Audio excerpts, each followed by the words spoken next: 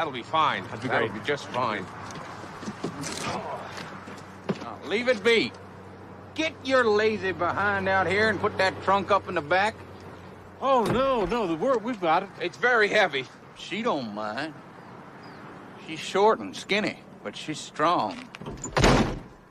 Her first baby come out sideways. She didn't scream or nothing. Isn't that something? You're a real trooper. Greetings and welcome once again to Roman of the Empire. I am your host, Roman. That was the best part of this film. Oh, wait, that actually wasn't the film. Never mind. There's always got to be one, folks. There's always got to be one. Unfortunately. Tonight, we are talking about the holiday favorite minus one person on the planet, the movie Planes, Trains, and Automobiles, the John Hughes classic from 1987, starring Steve Martin, John Candy, and a host of very interesting characters. So let's plow around the horn. We still have Mando is in limbo right now. She is actually supposed to be with us, but there was a storm. There was some screaming. A house fell on her sister. I don't know what happened exactly, but hopefully she'll be popping in with us soon. Whoa! And, Damn! And Vex is going to be late, and that's fine. That's fine. I'm happy she's going to be with us. I need Vex. Vex. I gotta bring Vex in. So let's go. And also I want to say a big thank you to R2 the Icky for that clip. That clip is hilarious. That is my favorite Vex face ever. That face makes the clip. Like our it says so much. It says so much. Oh yeah. So let's go around the horn, do our intros, and get ready to go on a trip. With me, as always, is my partner on the channel. He is my wingman. He once stopped me from bombing Wichita, Kansas, because that's where the layovers go. He is Shieldwall of Dragons. Welcome back, my friend. How are you? Hey, what's up, everybody? Happy to be here. Going to be talking about this movie. I enjoy this movie. It has a special meaning to me, and maybe we'll get into it later. But yeah, it's a good holiday movie. And as far as for Vex, she's Canadian, so yeah, we just forgive her. Canada, yeah. But anyway, hopefully she can get out of there as soon as possible. Hashtag justice for Vex. Yes. Yeah. Speaking of justice for Vex, pinned in our chat tonight, you will see the GoFundMe to help Vex out against the oppressive Canadian overlords. Actually, not a joke. So if you can click on that, and every little bit will help get the Canadians all out of her stuff. So please click on that, check it out, and if you can, please give. Absolutely. Yeah, so happy to be here, and hello to the chat. And that was a great intro there. Little video. Yeah. R2 the Icky Man. He's gold. He is the scourge of Gotham, the nemesis of the Dark Knight.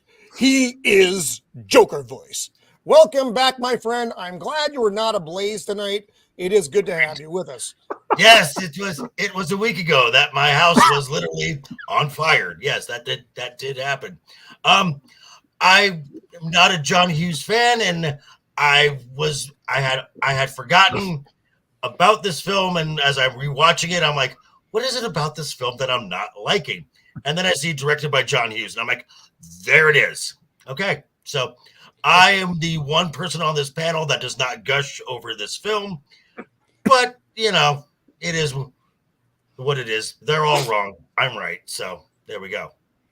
Let's all sing the Joker. The roof is on fire. Almost. Go fuck yourself. You don't need that water. Let that motherfucker burn. Burn, motherfucker. Burn. Yeah.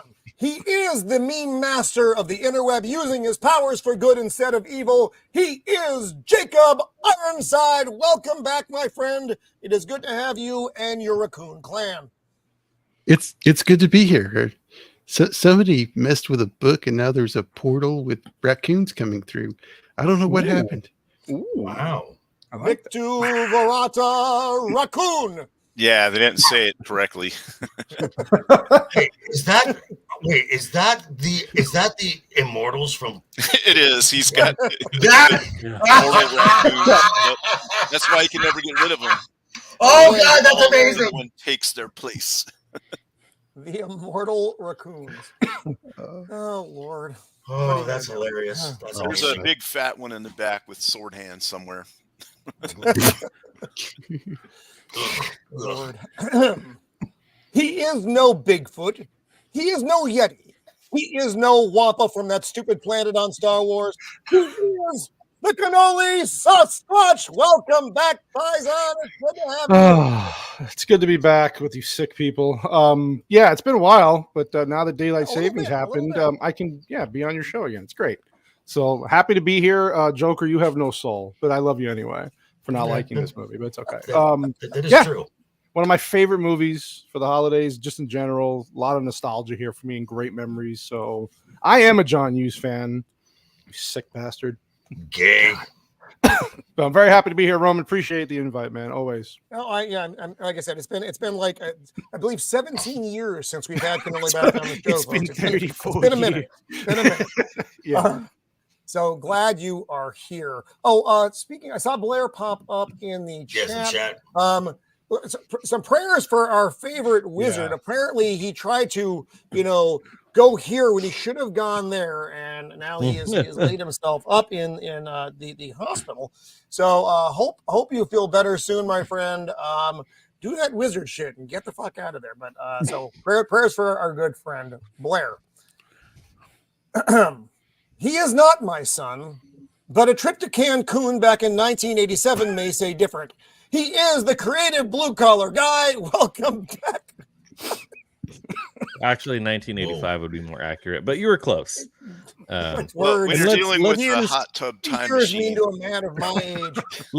Let's just keep in mind though, real quick before we move on though, talking about how Joker Voice doesn't like this movie. Keep in mind he is a villain, so there is that to keep in mind. It's true. That is true. Oh, Mando has the power. She lives. Yes, I have power.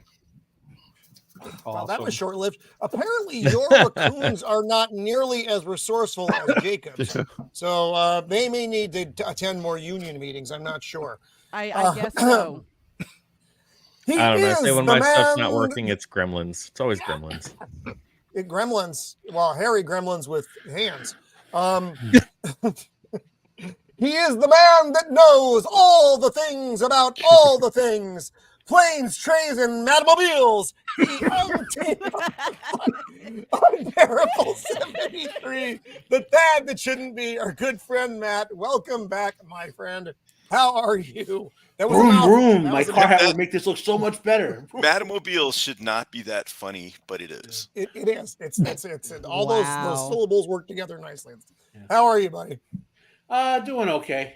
Just surviving in the People's Republic of New Jersey. Just keep on trucking. Well, I can't. Well, Yeah. you can't truck in communist states, so I'm going to keep on walking. I guess. No, that's true. Yeah. Yes, the closed ports of New Jersey. Oh, Lord. She will tell you if this is the way.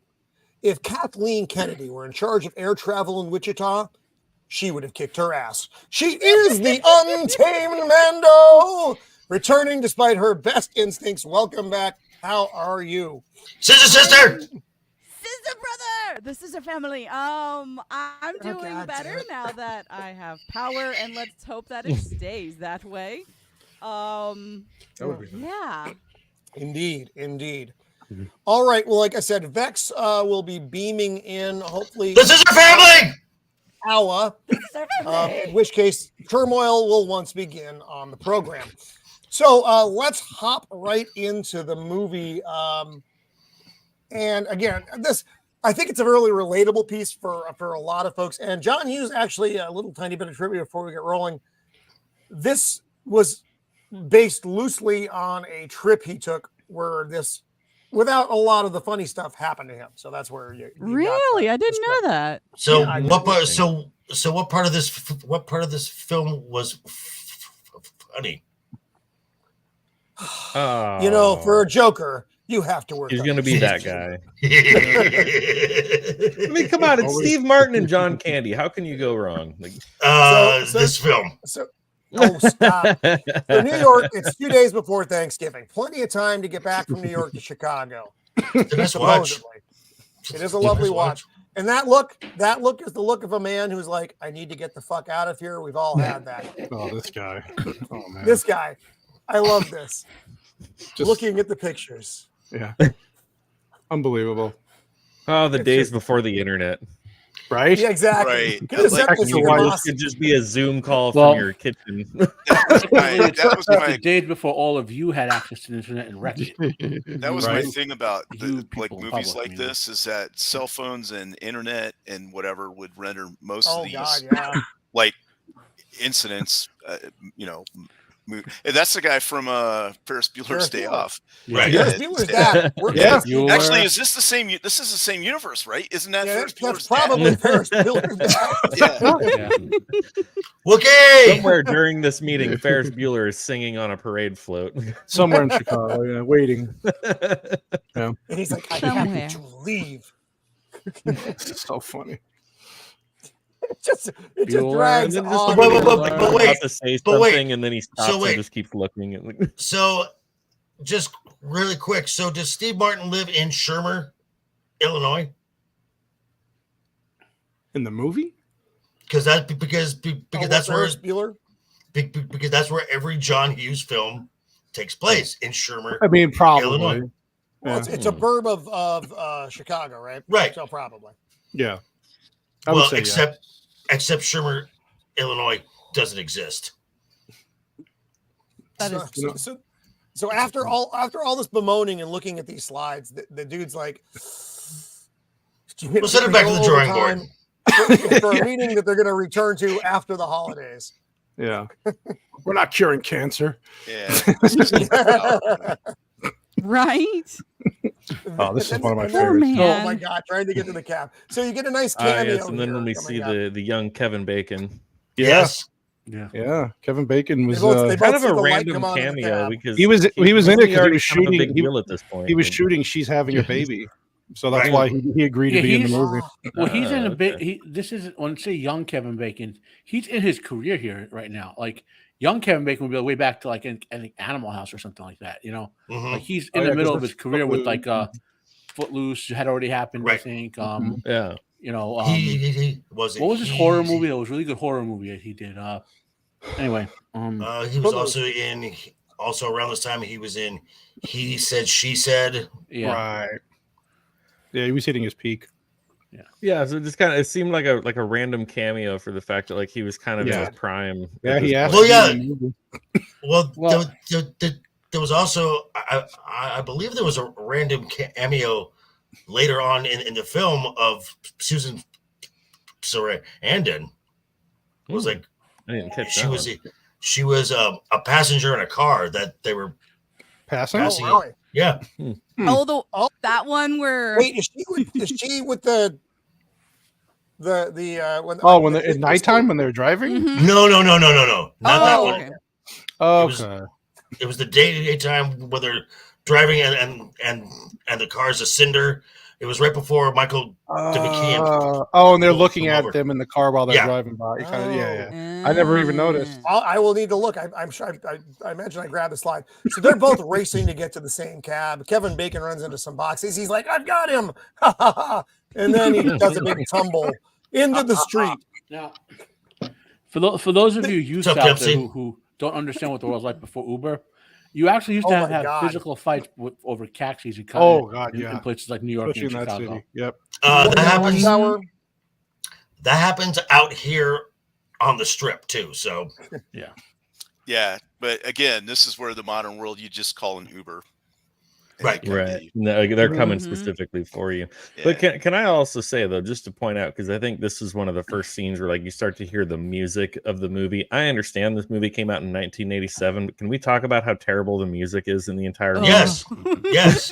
Like it's just like the cheesy like the synthesizers and like the artificial like record scratching sounds and stuff, and then they occasionally Oh, like throw in that was the the vocal clip music of like the you're day, Mr. my Brown friend. guy and stuff. It's like, I get that this is the 80s, but like the music is really bad. Oh, The guy who did this music is not known to do great music. soundtracks. Like It's an 80s comedy. I get it, but I'm just like, shocking. man, this is hard to listen Shocking. John Hughes. Wow. John Hey, Hughes. before we roll too much further, I forgot to say hello to our chat here real fast. Salmon Outdoors, welcome. Dempsey, hello. We still haven't forgotten Irene. CLS Studio is with us. Bobby Wold, love Bobby Wold. Melvin Deeply, our man from across the pond, welcome. Blair de Blair, get better, you damn wizard. Wookie is out there. Ducka. Zax, the all-knowing, all-seeing shoulders to the land of the north. We got 2 Canadians in the chat. What's up, Zax? We may have reached our Canadian quota for the evening, friends. It's enough. Just don't let them get close to each other, or they do the Wonder Twins thing. Vanquish AZ, What's up, Vanquish? hello, welcome. The oldest gamer. All right, fair enough. R2, the Icky, who did that delightful clip for us, is our intro. Bush McFadden is out there. What up? The Bush.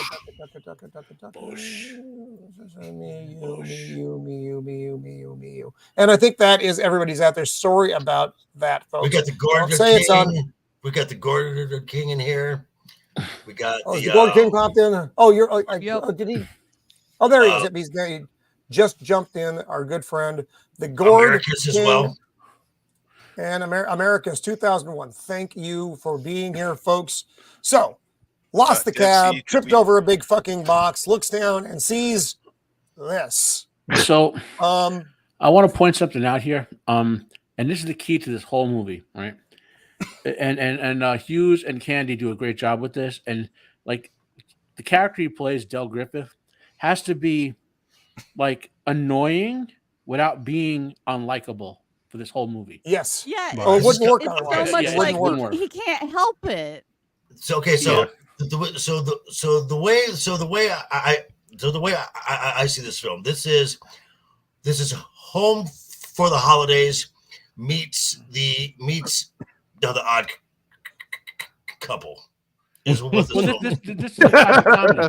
is a buddy comedy movie, and there are tons of them out there. You know, or the Abbott and Costello movies. You know, like you said, Bob Hope's movies with him and Bing Crosby. Yeah, you know, there's tons of them out there. Jerry Dean Lewis Martin, and Dean Martin. Oh, yep. Yeah. Our good Walter friend Matthau and Jack I Lemmon. haven't seen pop in yet. Believes the entire story actually twists around. Well, actually, we'll save it. I'm going to save his comment for a little bit later. There's a very dark fan theory about what's in there. There he is. Oh, God damn it, Copa! I like that. Now that would be a good plot point. That's a good plot point. It's not a plot point. It's a truth. Oh my God! But if you know that from the beginning of the movie, it spoils the impact. It takes all the fun out. Yeah. He's going to hide the body somewhere around the country. That's the whole point. Oh, what's in the box? No, what's in the box? Now I need to know what's in the box. Don't look in the box. The box. It's John Kerry here, and he's trying to basically bribe him to get his cat. John Kerry's a fucking cocksucker. John Kerry.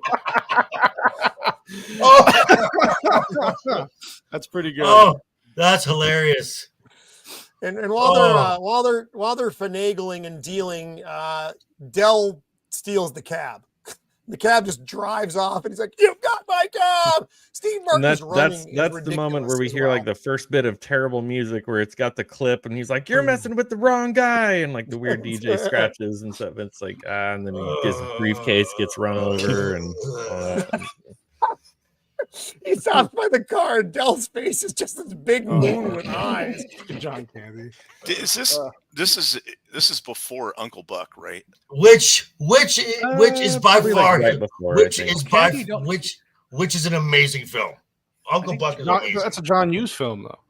Well, I thought that was Chris Columbus. Yeah, well, listen, I was trying to throw it in there. Candy he died. Just trying to get one by him. And You're right, actually. I think even if it was a broken clock, it is right twice a day. So there you go. John Candy died 6 years after this movie. So this is wow. Yeah. Well, big living. So he gets there like nick of time, but he's running. Get in, nerds! The flights are all getting delayed. Hey, get in, nerds! Welcome, welcome, welcome. You are late, just like Neil is getting to the airport. So he makes a call to home, which is a lovely Dutch colonial. It's a fantastic house. All I can think about is how much that house would cost these days. It's like a $500 house. In the same neighborhood as the house that they used for Home Alone. Here's my problem with the movie. Starts here. Though. And I don't have a lot of problems with the movie. That little motherfucker's hair stresses me out. Oh, well, yeah. Look, he's which one? Well, what's up, Eeyore? Oh, if you want a 70s bowl cut. Yeah, but it's not the 70s. Like literally a bowl cut. Like they put a metal bowl on his head and snipped around it. Not good. No. So he's calling to let his wife know, hey, I'm delayed. I'll try to show up. On a phone. Remember, this is an actual rotary. None of this shit works in the modern era because you have to have these devices to make it work. Otherwise, you're doing a period piece. Okay, here's the thing. I got to interrupt right here, and we're getting ahead of ourselves. But that shot right there, he has the payphone fully up to his ear, up to his mouth. But there is a scene later in the movie where he's using a payphone, and he's like barely holding it with his fingertips, and it's like, so why is this payphone okay? But the one later in the movie, he's like barely trying to touch it. It's a New York phone. It's New York. Isn't the later one like in some trucks? Isn't he in New York right now? What's worse than New York City? Or something hanging. It's like some truck stop that's all messed up. I would think that New York City would be worse. Maybe that's just me. I don't know. It was the 80s. It was bad. It's like being in Los Angeles. Nobody wants to touch anything in LA. Like get your Hep C on the phone. Payphones were just gross. They were just gross. That's why they don't exist anymore. And that's also why we have so much crime, because Superman doesn't have anywhere to change anymore. And people no longer jingle jangle when they walk because their pockets are full of change. Oh, no, nobody looks where they're walking now, though, because they're always on their phone. That's also true. Walking into traffic and to get hit by buses. Natural selection. Yeah, I agree. Yeah. The Canadian. Is this book we've exchanged germs on. Okay, you know what? The cover of that book doesn't. It's not. I don't think they mean the police. I'm just saying. Maybe Vex has read that one. I know. That's what I was going to say. Is she going to do a MSR reading of that book? Yeah. Zax, are you out there? Zax, I need a briefing on the Canadian Mounted. So Dill is peering over the Canadian Mounted. He's like, I know you.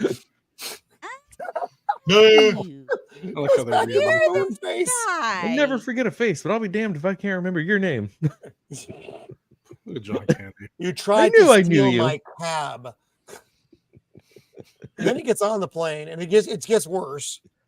Yeah, because they fucked up, and while he was booked for first, he paid for first class, but you can get a copy of it on eBay for $13.73. The Canadian Mounted? Yeah.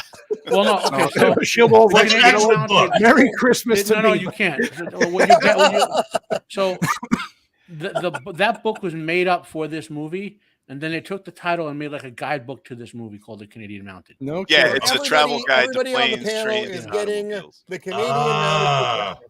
I gotta buy this now. Yeah. She's like, well, you have your seat is in coach or whatever the hell they call regular cattle car. It's coach passengers. Coach. She has lovely hair though. She has wonderful 80s hair. It's fantastic. This movie, I feel like this movie definitely became like the format for every Ben Stiller movie that Ben Stiller ever starred in, where it was just like everything that can possibly go wrong goes wrong. Murphy's Law. And it becomes horribly uncomfortable and cringy. This movie, I love this movie, and they pulled it off perfectly. But all the Ben Stiller movies where it's just like everything that can go wrong goes wrong, and you're just like, all right. This follows a lot of the Out of Towners. Oh, AJ. Yeah. late And 60s, this is early also 70s. Good call, Shieldwall. Yep. this is also certain scenes from this film become bits for like become bits for like Seinfeld or other sitcoms. Yeah, just those little bits become I whole love episodes. Seinfeld. Little parts, yeah. So we see Chicago is getting It's the cold storm in is Chicago. starting. No. It snows in Chicago. Shut up. Oh, in Canceled, November? canceled. I've been there. Oh, Done man. that. Everybody in Chicago trapped. Here is the ill-fated flight with Del and Neil on it. Dude, Everybody had this to is sit so next to each Uh-huh. other. If you, Oh, if and you he ever, takes his shoes off. No. yeah, if you've ever watched the extended, like the deleted scenes for this scene goes on much longer in the extended cut, and it's actually funny. It's actually funny. They cut out a lot of good jokes. Look at their shoes sounds off terrible. on the plane, and then their Oh, yeah. socks. And I'm just like, oh, Yeah. oh, where did we find space here? My dogs are broken today. Bro, Yeah. Oh, and he so waves his sock around. uncomfortable. No. I was so uncomfortable Look at how here. much space they have. Look at how Okay, much but then space look, they have in their the guy, seat these days. the guy Look at that. sitting next to Steve Martin in that scene, he was in Home Alone. Yeah. Remember when the mom is trying to like swap tickets with people, and she's like talking to this lady, and she's like, "Oh, I got these plane tickets and these earrings, whatever." And he comes over, she's like, "Oh, she's got a bunch of earrings, a whole shoebox full of them dangly ones." That's him. That's the guy from Home Alone. I've seen at least 5 actors in the background or actresses from other stuff, like who play regular. All John Hughes stuff. Yeah. Like back when we had the airport scene with the Canadian romance novel, there's a dude in the background there you've seen in like science fiction movies. I can't remember his name right now. You know. I love Dell's eyes just pop open. You know, I forget the little quote. You know, It's just like, something "Dying about to know that we're not landing in Chicago tonight." Yeah. With his eyes closed again. Here's the thing about Dell that scene right there tells you. So he's a shower curtain salesman, right? Shower curtain ring salesman. Shower curtain ring salesman. The fact that he can afford to fly around on that right means that he's a very good salesman. That may be true. What kind of money are you making just selling shower curtain rings? Not even shower curtain. That may be true, but back then flying was dirt cheap. Yeah, I was going to say it's not like it That's is true. now. That's true. Like It's now, funny. flying one city over is like hundreds of dollars. Yeah, Back but he's then, selling Chicago shower Because- curtain rings. Because he's the widow killer. He goes around killing widows and stuffing them in his trunk. Yeah. His Stealing trunk their is money full to of finance the trips. trunk is full of lost. Well, we don't know what's in the trunk. Well, we do know what's in the trunk. We just won't. So guys, Why does he drag it around with that him? scene where the wife is watching TV waiting for the call, she's actually watching She's Having a Baby in the background, which didn't even release yet to the following year. Yeah, somebody mentioned that in the chat. Is Yeah, she it's wild. still reading the Canadian Mounted? She's reading the deluxe version, the big one, The coffee table. the one with the pictures in it, and Yeah. guidebook. That's the kind of book I need because I don't know how to read. I just need pictures. There you go. So they're talking about hotels, and he's like, "Yeah, I called everywhere." Like, as soon as we got off the plane, I called the hotel. You called your wife, and it's like making Yeah. him feel like a Name of the dick for hotel, calling I his know. wife first. Like, Right? Here's This Ben. guy. Ben It is another one. Ben Stein. Bueller. Bueller. All flights are delayed. We apologize. Bueller. Like, how does it feel to always be hired as someone who just needs to be really boring? Well, he Hey, initially go got, back to that last Does it shot. well. Your like helmet logo like totally lined up with that dude's head. He's also Ben Stein is a And financial. That's so that perfect. I was in Wichita, friends. he got in Ferris Bueller. He was an actual teacher.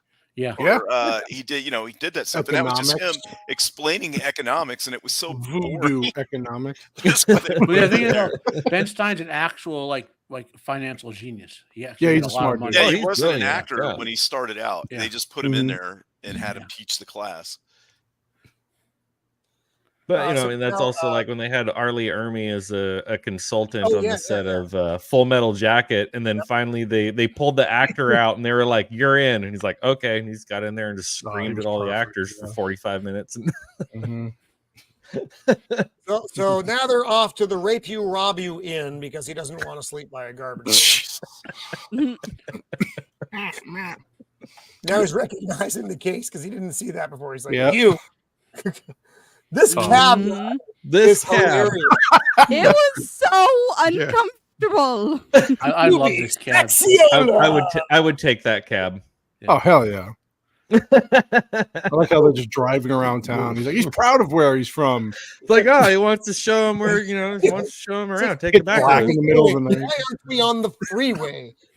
And Dell just knows Dell knows everyone everywhere. He just knows everyone. Yeah. Are those boobs? Those are boobs. Yeah, Probably. that's the kind of cab you want to drive. I know. I know. This is like Oh, that's hilarious. Oh, I got dizzy. I got a little dizzy there. The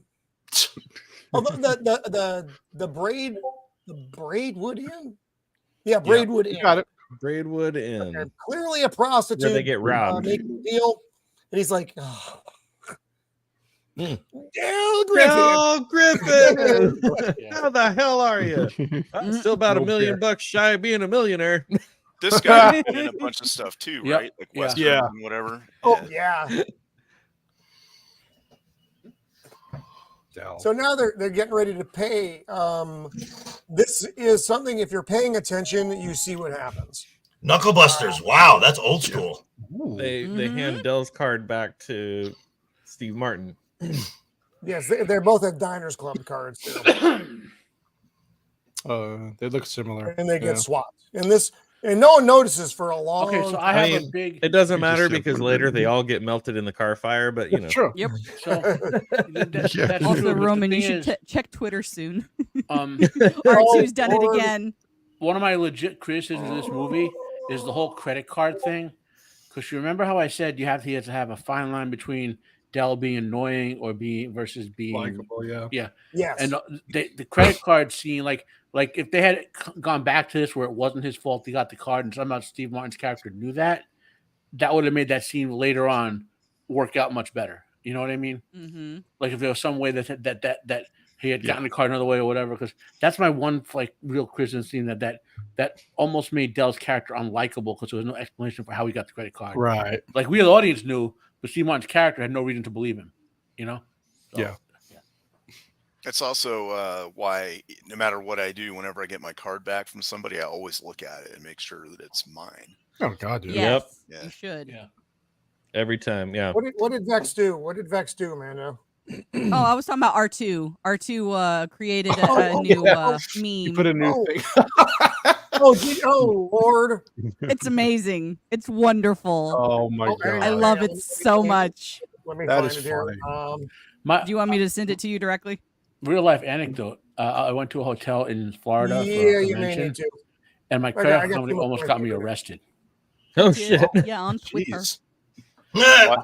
Why I did it paid- have the Canadian Mounties? I paid for the hotel with the credit card weeks in advance, cleared. I paid for the trip with their other credit card because I used to have good credit. I just before. saw it, Illness. Mando. I get to Florida, and I can totally try see this too.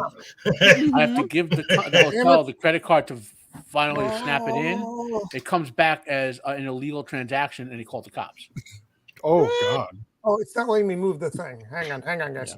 Yeah. There. Don't Oh, touch I it. just Don't messed move up your everything. thing. What are you moving your thing for? Start Boomer moment. by wiping. What did you do, man? Roman, what'd you do? I don't know what I did, but I did something. By wiping. Go all the way back. You can start by wiping that Whitey? dumbass smile. Whitey.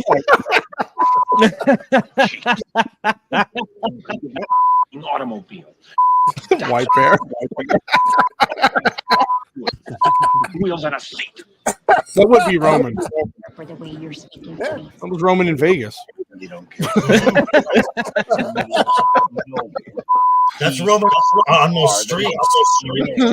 Well, That was I can see Roman. that doing was pretty much the Oh, scene yeah. that gave the movie an R rating it. because it's I like, love it. as we all know, with movies, you're allowed like maybe one F-bomb for a PG-13. Yeah, but after that, it's like, okay, so that whole rant, that whole tirade, it's like that's why it's an R rating. Yeah, there's about 17 in there, which is and they're worth every. It's a lot. It's a lot. So they get to the room and then they realize, oh no, he's just kind of going over the room, drinking. And it's not even a king size bed.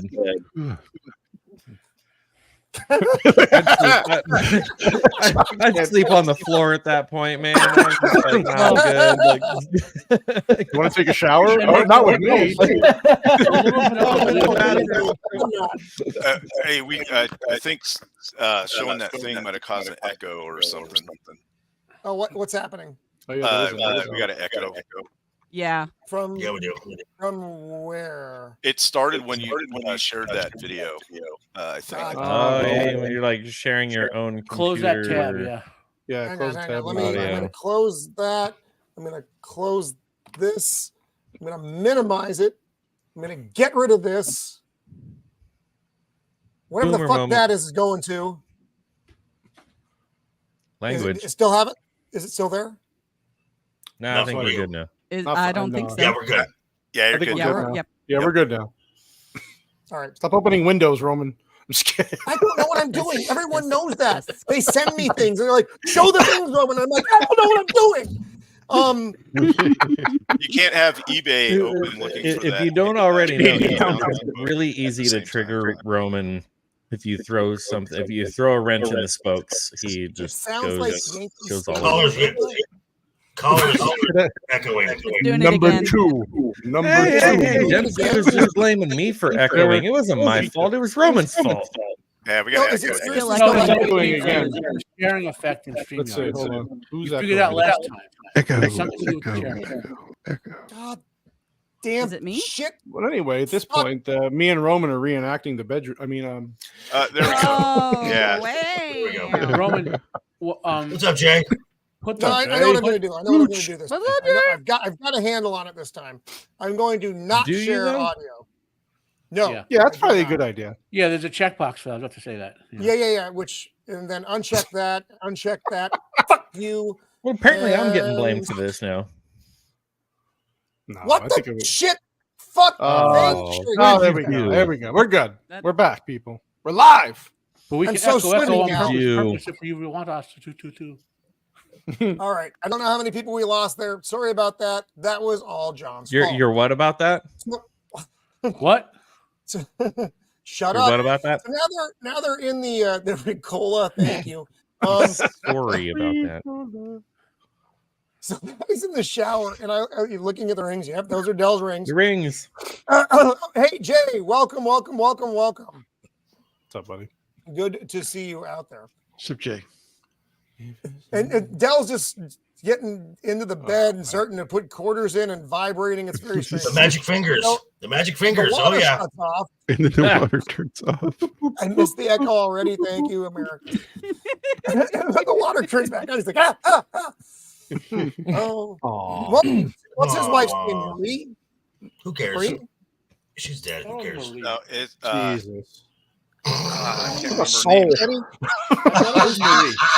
That is some sweet 80s hair. It's Marie. God, yeah. It's Marie. It is Marie. Yeah, you're right. Water shuts off. Shieldwall. This is like every shower that you take on a Navy ship. The water shuts off, the water it's not like the shower you take on a Navy ship because there's not enough dudes in there with you. Wow. An unfortunate reality, my friends. Hotel water pressure sucks. The best way you can deal with it, it's not true everywhere, is if you have to get a hotel, like a hotel is like multi-story, get as close to the roof as possible for your room. Yeah. Because they pump all the water to the Don't go to the Braidwood Inn in Wichita, Kansas. How about that? Stay away from that place. Yeah. So Dell smokes like a chimney through this movie as well. I can relate. He looks comfortable though. Look at him. He's got his picture of his wife, the vibrating bed. He has shit. Turn on the vibrating bed. He's got beer. Beer explodes all over the bed. There was a pizza supposedly ordered we didn't see. Right. Yeah, was when it did that happen? $68 cheese pizza though? I don't understand. No towel in the bathroom. No beer. Did Dell come in while he was in the shower and do this? That looks like, Del- that looks Del- like he's in there with a chick. Okay, I like the my I like the- ADD. Okay, I see this, and my OCD just went into overdrive. Well, I'm like, Right? well, look at so he drank half a thing of Pepto and there's gas pills everywhere. Like yeah, and his What? Listerine I would bottle. sleep standing up in this hotel. look at that thing. Wait, what else? Hold on. What else is in there? Actually slept in a hotel like What this else? before. There was It's a lot like the terrifying. Pepto, He there's used all the gas. towels. He used all the towels. Yeah, They're all used. Some kind of Listerine. sex Copa. lube. I don't know what that's there God, for. Copa. well, her body's decayed by this point. Copa. Oh, Copa. I know our people know about Oh. carrying people around. countries Spoiler in trunk. alert, man. Wait, Oh is my that God. hemorrhoid cream? It looked like it. Yeah. It could Right be. there, It could yeah. very well be. Preparation I don't I think know. he's got a whole Yeah. pharmacy up there. Yeah, he's got, like, honestly. Look at medical- even He's in got- the he's got bag, like the hemorrhoid stuff cream, that he's hasn't got been Vi- removed he's from got the What I bag think yet. happens, It's though, like, is that he puts the he just hemorrhoid robbed a cream on. CVS He applies the cream and then puts his hands in the gas pill bottle and then pulls. or it out. gets the hose again. It is very telling that Del has no home life. That he lives wherever Yeah, he he is. just he has no wife anymore. So Oh God! And again, Oh, this is disgusting. This is a fact. Like I had some like PTSD flashbacks from this scene because I've actually had to stay in a place like this before, and Oh, it Lord. was This- and I was staying with 3 other girls because we were Oh, traveling. No. So- I It wanna was say, so bad. It was horrible. How many times did Steve Martin slip and fall on that floor trying to film? this Oh, scene? trying to yeah. Oh, I wish they would have kept in the scene they cut out with the kid who delivers the pizza and Del Griff's just an asshole to him, and then you realize why he comes back and robs from them. See, there's a lot so of that's the little- kid. Oh, okay, Yeah, he's that a makes- prick. Del's just a prick to him. Got It's it. funny, and they cut it out, and then that's why they just make you think he That's just too got robbed just because. But he was actually So an that was asshole also to the his kid. fault. Yeah, it was his fault. But I can see Yeah. why they took that out because of what Matt said. He would Ah. have been extremely unlikable at that point. Right. No, Right. and that makes 100%. You have to have him be likable, even though he's a fuck up. Yeah, there's a this was 4-hour great cut of this movie somewhere. Oh, wow. There's One thing I 4 tell- hours of this film. There's almost 4 hours. He cut it down to an hour and 30 minutes. That's Oh one thing my about God. Del. He is Look at getting the them from horror on Joker. It's all deleted scenes. If you I own the DVD. If you it is like an hour, 2 almost 2.5 hours worth of DVD, God. extra scenes. I wish Holy that, shit. if somebody clipped that, hit the look on Joker's face when you said Yeah. Oh my! Wow. Well, I'm sure that they. Oh. I mean, a lot You of the stuff in this you was need to- ad libbed as well. It's That's like a torture device. you know, you had they have their the part that they need to hit the line with, but then there's this whole ad lib part leading up to that, and then it's Yeah. the line part. So I'm sure Right. there are a lot of different ways they did things, and probably Yeah. and I'm sure they were all fucking hilarious. And you Well, just got John, to John Hughes fought with the studio. He wanted like a longer cut, and they said, And "No, you got to also- get it down." on the Del likability thing. The Del is the one getting them from place to place. You know That's what I true. mean? Well, yeah, but the thing is, when she's Yeah. watching the news later, the flights opened up in Chicago. Yeah, If they had just fucking stayed there, they would have gotten out. But see, Yeah. that's how it always goes. You make a decision. Oh yeah. Like And then what it's line the you're going to wrong get in decision. for the It's a bad at decision. the checkout, and you'll see Yeah. one that goes faster, so you get in that line, and that one slows up, and then the one Yes. you were in goes fast. And that's what So- happened. Yeah. Yep. It's a Always. bad If they had decision. just stayed in Every single Chicago, time. he would have been home in a couple hours. But nope. But instead then if he's you drinking stay, his beer, but then if you stay, then your line never moves, and the other one Yep. goes fast. Yep. So, that's true. Should There's I no stay or winning. should I There's go no now? winning. there is sometimes winning. I just have not seen Yeah, it myself. in This my scene personal too. Oh, yeah, when he's Oh, cracking yeah. his knuckles and his Yeah. neck. And he's- So it starts off though with like I'm really sorry about the beer, Neil. It's You're like, really what? oh, You're on a What did you vibrating think bed. would What did you think was you going to had happen? on a vibrating bed. Well, I didn't know it was going to happen. Well, you didn't think about it. No, I have to sleep in a puddle of beer. I said I was sorry. All right, I just want to go to sleep. I've slept in worse. Every noise known to man Jesus comes out of You him. can sleep in a puddle of beer. Ain't that bad.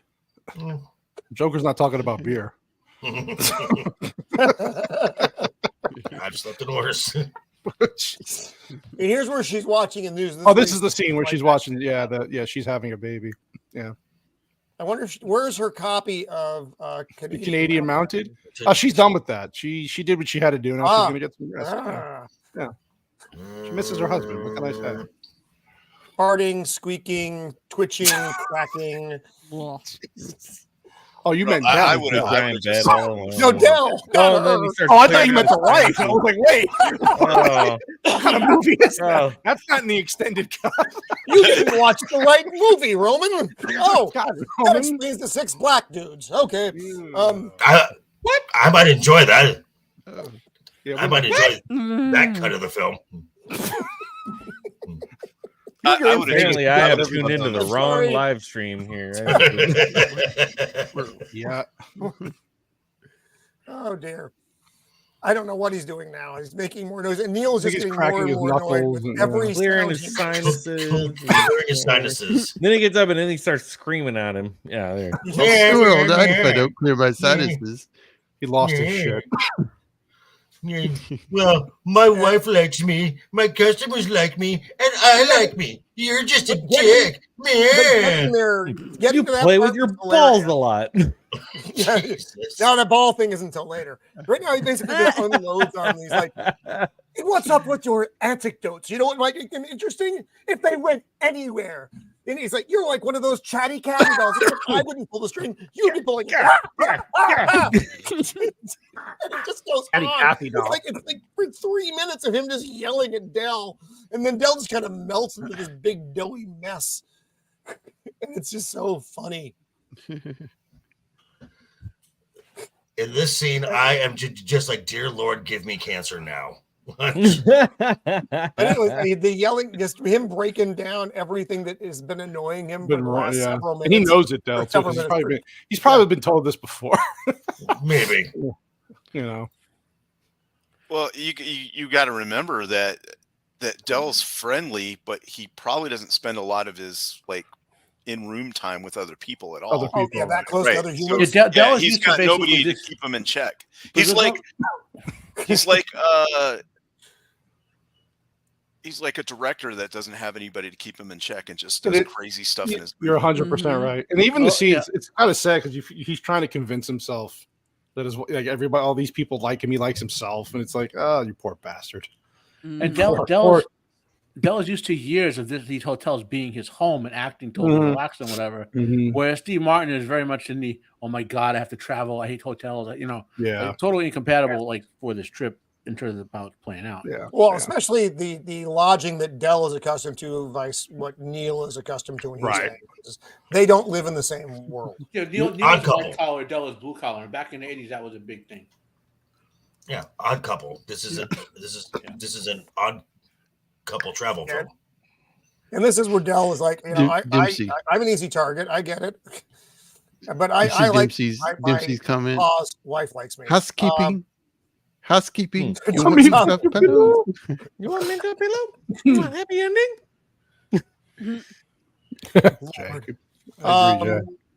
Yes. Yeah, he wasn't a bad actor. John Candy was. He was in the Ghostbusters in the Blues Brothers as well. Yeah. Wagons He's East. often regarded as honestly like one of the nicest people in Hollywood, and even actually they wanted him for Honey I Shrunk the Kids, and he said no. He's like, that's not my speed. Like, you know, give it to my friend Rick Moranis. Like, he would actually like turn down roles, but then be like, oh, but you should hire this person, and like pass off roles to his friends. Yeah, this was a legitimately just nice person. Guy. Yeah. So you youngins might not remember this, but all these comedians like him and Martin and Bill Murray and all them, they like the Americans Saturday Night Live in Canada. There was Second City Television, which is kind of the same sort of concept. That's right. And they all came out of those two things. Like John Belushi went from SCTV to Saturday Night Live, and so they were all friends. These are these comedians from back then.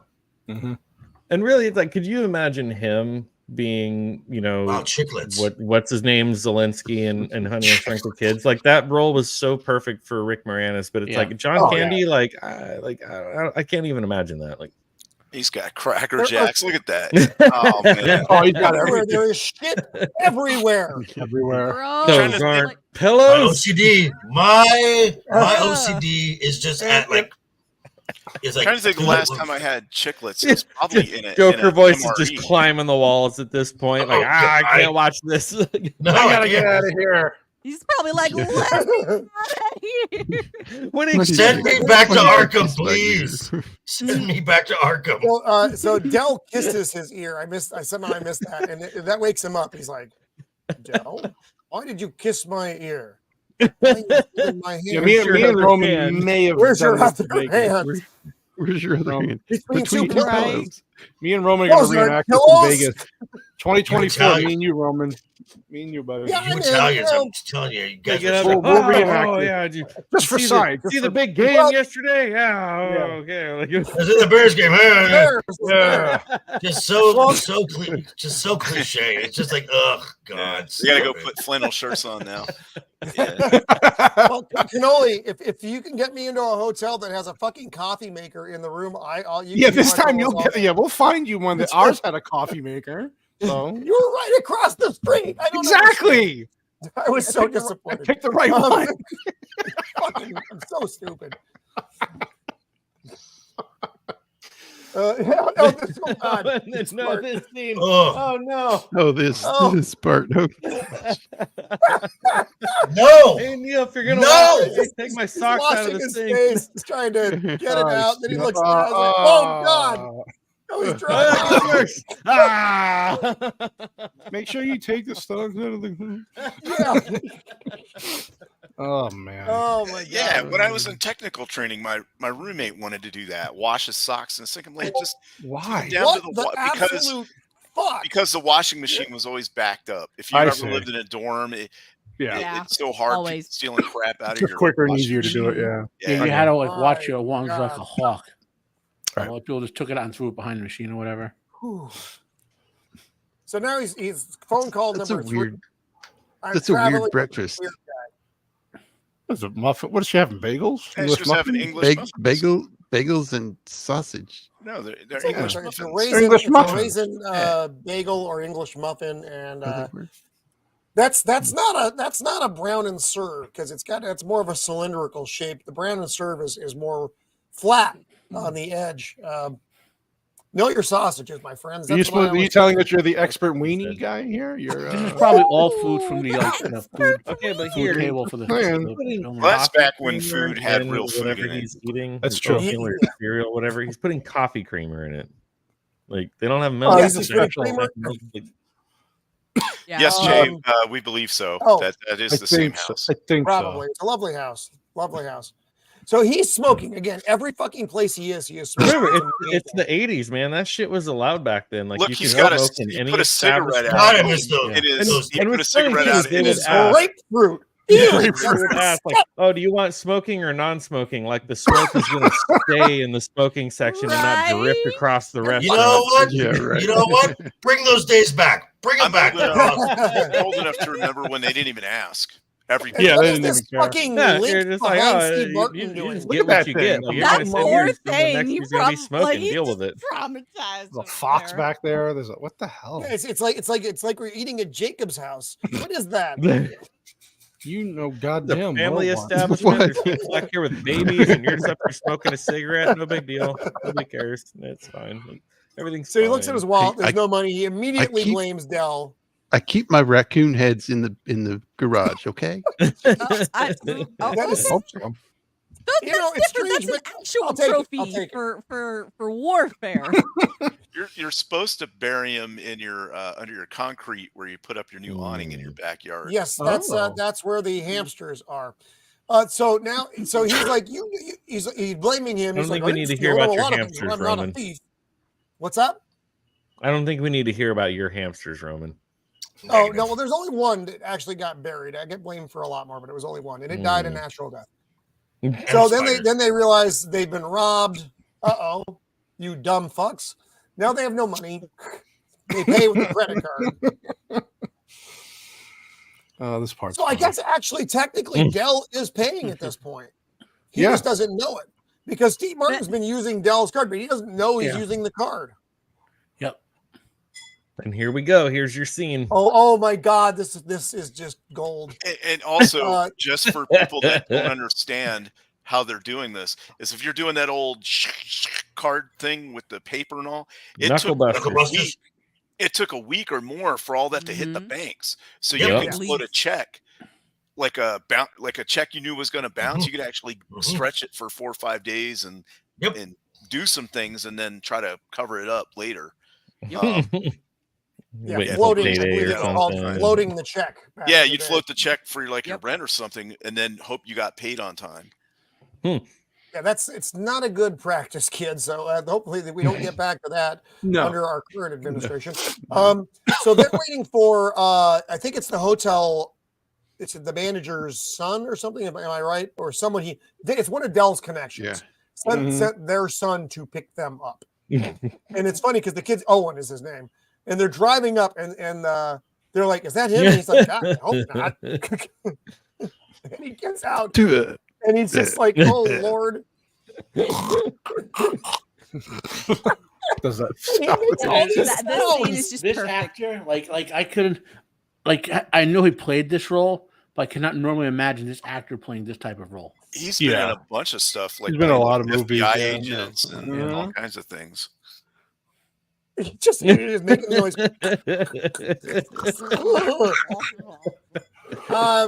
Could you talking about going to Wichita to get to the train? And he's like, "Well, the people train's not in Wichita; it's in whatever Fuckville, near. That's which is fine. not near Wichita. It's like 30 miles away." So they shake hands. Then he spits in his hand and wipes it off. Then he shakes Steve Martin's hand first because he's disgusting but unaware.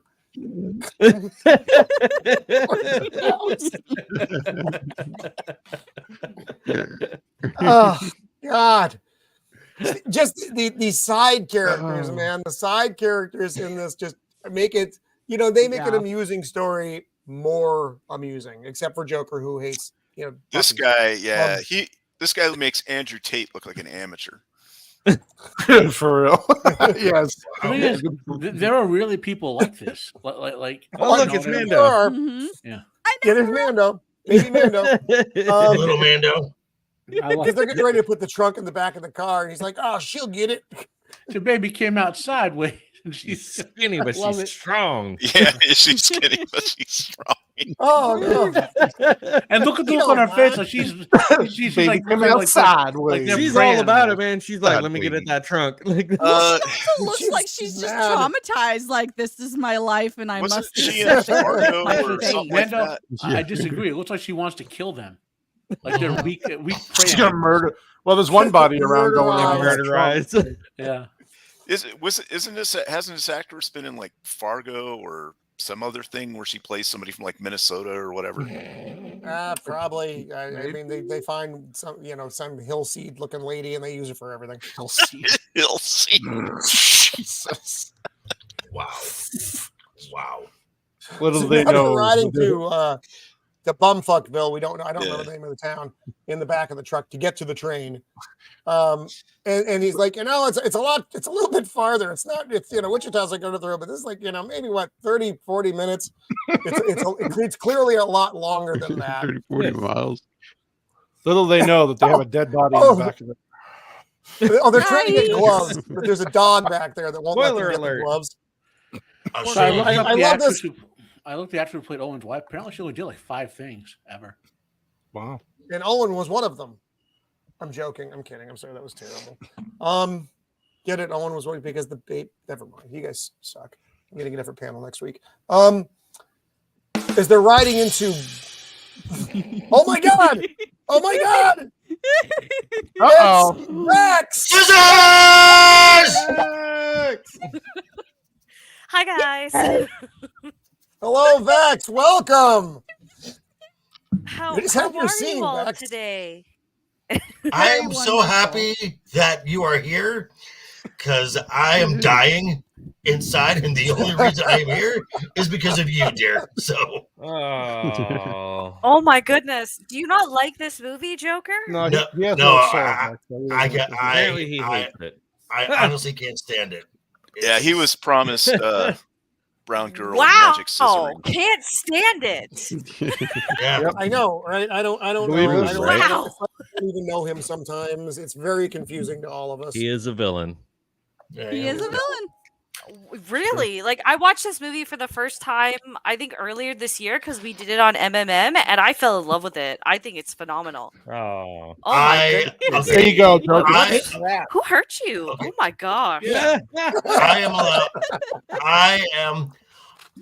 When there was, as I said earlier, there was just something about this film that I don't like. And then when I saw it directed by John Hughes, I'm like, and there it is.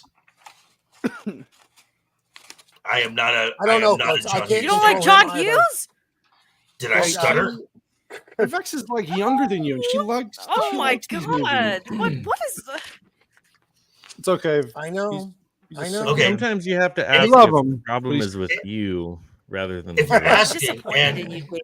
I'm not going to scissor anymore around you. Mm-mm. Wow. Whoa. okay, don't. Okay, Those are some fighting words. Yeah. don't go lying now. Stop it. Glass. Don't go lying now. Come on now. Mom and Dad are fighting.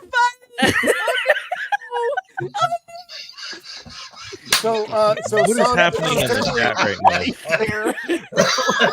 son, who's your Hairball. Yes, Whitey. Joker just asked if he stuttered. Yes. I know. Oh, what is happening? See, when he says it, it's funny. When I say it, I get hit with an HR suit. So, let's see, whatever. Well, you are kind of an asshole, Roman. I am. You're a good I friend. don't want to say anything, but So they show up here in Bumfuckville, and Steve Martin, he asks, what do you think the temperature is? John Kendrick says, 1. one. It's great. Even the dog is like, fuck you. Yeah. You're fucking cold, man. Oh, Lord. Damn it, Whitey. So now they're at the train station. He's buying more, he's like, yeah, we can't ride together. I'm assuming he's just doing anything he can for the car. For the love of God. So he's still got Bill's credit card. They don't have two seats right next to each other, so we're gonna be separated. Yes. Okay. Good. It's a gift. He keeps trying to give money. No, give me your address. No, fuck for you. the love of God. I don't want you to know where I wait live. for me, please. Oh, fuck, I will. He's so happy. Oh, poor Dell. And now he's talking to the girl. He's like, first of all, which is inappropriate. She's if this was made today, this would not happen. Right. Yeah, so going home for the holidays? Like my name. Me too. My name's Joe. Do you want to? Anyway. But he was saying he's going home for Thanksgiving. You want to ride an Air Force One? Oh my god! Yeah, do you like and that was it for the show, folks. It's been nice. The FBI will be with us shortly. Yep. And we'll be You ever been in a them. Turkish prison? You ever been in a and now It's just a small island. It's just a small island. It's fine. Very small. The train makes this terrible, horrible, grinding, hissing sound. And Wait, how'd that go again? Do that again. Grinding, hissing. That if the train made that sound, then One more time, please. Yeah, I can only do it twice. Then actually, Mrs. of the Empire will come. Sounded like someone's IBS is acting up. But can you do it backwards? Somebody's lactose intolerant in here? Don't drink milk, Roman. Yeah, you shouldn't have had that pint of ice cream. Yeah. Lactose intolerance. Stop drinking the whiskey, man. It's messing up your insides. And now they're like, are they talking about smoke? And now their train shut down. And he's just like, fuck my life. Yeah. And they're telling me, just walk about a mile and a half that way towards the freeway, which is just fuck off. And look at Dell. Dell's like, dead bodies are heavy. Yeah, corpses are heavy to carry. So who is this person blowing up our chat right now? John, is he one of yours? Mr. PP? I don't know who that is. I know not either. Hold on a second. Is he in my chat? Not one of mine. No, he's not in mine. Not in mine. Not mine. No, he's actually in my chat. I just don't. I don't know who you are. Dead bodies are heavy. All right. Well, we'll let it ride a little bit. No, mods on strict exact. Yeah, no. We're just not quite sure because it's definitely not a sex bot, but it's like, what do we do? Should we? It's not normal. It's not normal interaction, Mr. PP. If that's your real name, sir. So they're now getting directed. And if it is, I feel very sorry for you, Mrs. PP's husband. Oh my God! Thank you, Whitey. That's incredibly helpful. It's Kevin Bacon. Dell's like, you piece of shit. Oh, okay. Well, now that I know that, okay, that's much better. So now he sees him. He's like, fuck, Dell's dragging that fucking heavy goddamn case everywhere, and they pick it up, and now they're carrying it together. Now they're getting ready to travel by bus, and this is funny because Dell's like, you ever traveled by bus before? And he's like, no. He's like, your trip's not going to get better. Your mood's not going to change. I am just happy. I am just happy that this film was so. Just go back to one screen. Go back. I'm so glad that this film was very forward thinking and representing the trans community in Missouri. Yes, absolutely. Also, is that a hamster on that guy's knee? I think that's a mouse. Oh, those are mice. Those are mice. Those are some mice. Mice. Well, why is he traveling with mice? Who travels with mice? Look at the guy. I mean, look at him. Is that Roman space? No. Yes. He's a little touched. So now they're on the horrible. I remember those old buses. No, you know what I remember? The chick in the bottom left corner with the headband and the hair. A million women had that hairstyle with headbands back in the 80s. This lady here? Yeah. Everyone. That was like the 80s chick headband hairstyle. I did not know. And you can smell the Aquanet. Look at the military dudes. You used to have to travel in your dress uniform. It sucked. Oh no! There's always when you were on official in these movies, travel. They always take some military guys on the background. That's because it was a real thing. Like if you were traveling around on orders, you had to wear all that. Yeah. Now, I had to travel by. Is it just me, or does John Candy's beverage cup seem a little too small for him? I think it's probably a normal size. Because he's a large man. Candy makes it look small. Yeah, it's unfortunate. Yeah. And what's up with the screenshot? He looks like he's being possessed. These nuts taste so good. Look in the back. Look at Neil's face. Look at Steve Martin's face. Though, looking at Dell in utter disgust. Look over Steve Martin's shoulder at the black dude with the hat. I can't. Is that Tony Todd? Candyman? I don't know. I've seen so many cameos in these movies, in this movie already, you know? It's like you get, every time you see it, you got to wonder. I gotta there's this young that couple. That whole scene right there made me very uncomfortable. I was like, what the heck?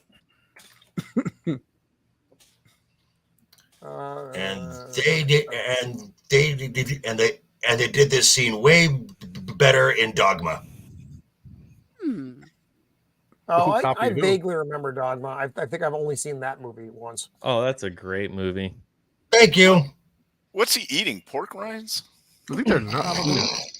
That wouldn't shock me. But I mean, but that little drink cup, that's like a shot glass. Wait. Go back one. Is that Roman? Where am I? Right there? With the hat? Oh, there you go, Roman. Sitting next to the Brokeback Mountain Cowboy guy. Next to Brokeback Mountain. You know, here's what the problem is with the scene, though. He's wearing the hat. We call them covers. On the bus. You're not supposed to wear it. Is that Hank Williams Jr. back there? Yeah. That may very well that's be. Ripped and that from Charlie Daniels from Yellowstone. Yeah. From Yellowstone, yeah. That's funny. It does look like Charlie Daniels. It does. It looks like it does look like Charlie Daniels. Yeah. Oh, there you go. Yeah. That's just strange. Okay, so they're having sex on the bus. Take a picture to last longer. You got busted. And now they're on their way to St. Louis. And they're singing a song. Oh, they're singing songs. I Suddenly forgot. they're smoking. And he has this little. He has this. Obviously, very hoity-toity. 3 rings and a fountain. Yeah, which I've never heard of.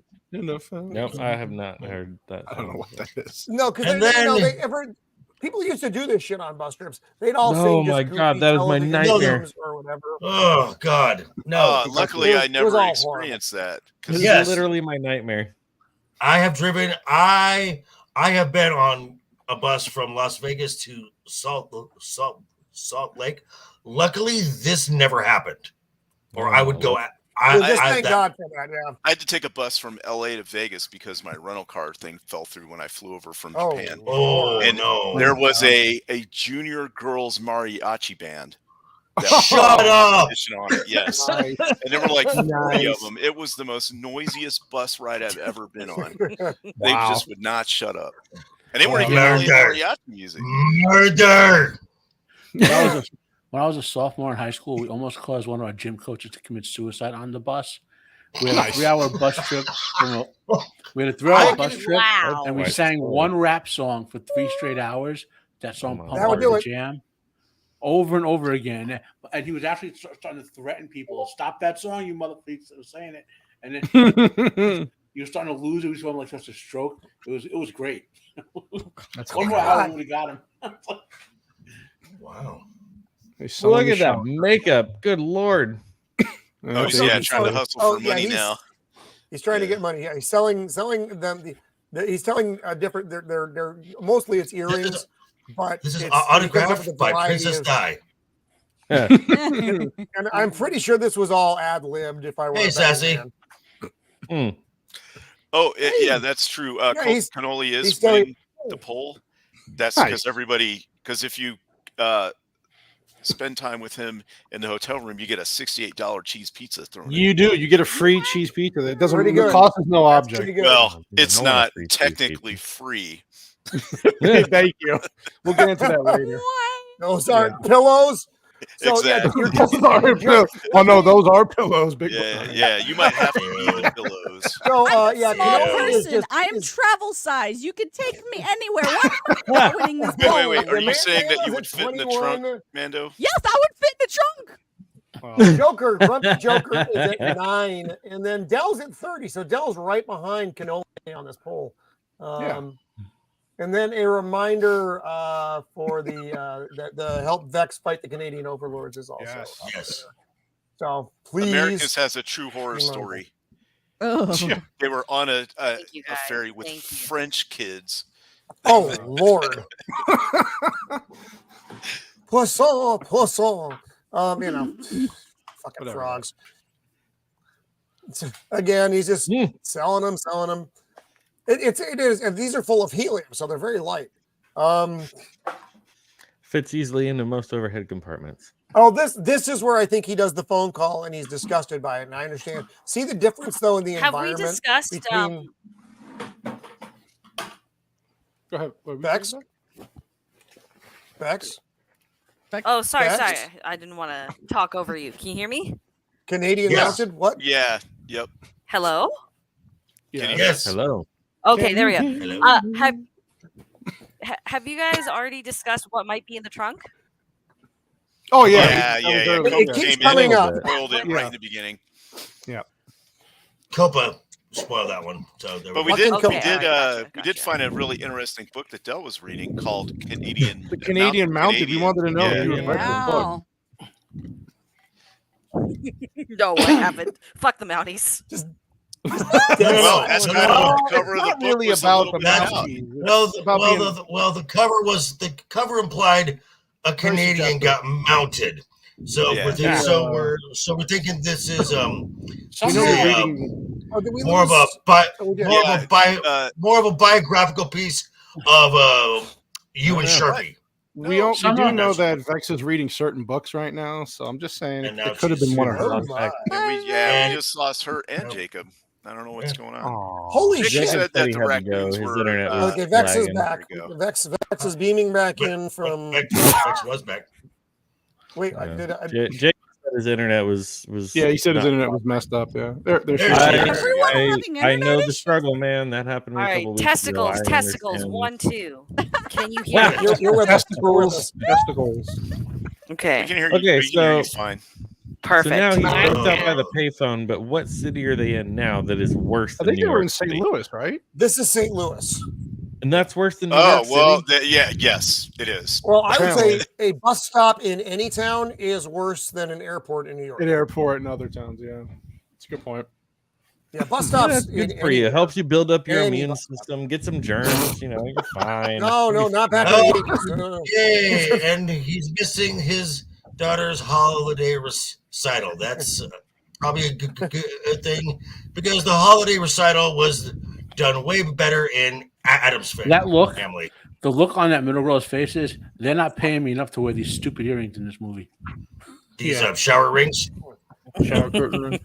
and he's like, oh, they make you you look pass older. At for least, 18, 19, 20 years old. X-Wing, what's up? What boob?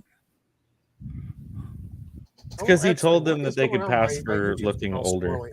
Yeah. Eating a salad. And so, well, they always have a lot of food on their They table. do. I've never had this much fucking nowadays, food on my this table. would be like an $80 meal. You're not wrong. Or it is the $5.99 steak and eggs buffet at the Silver Sevens.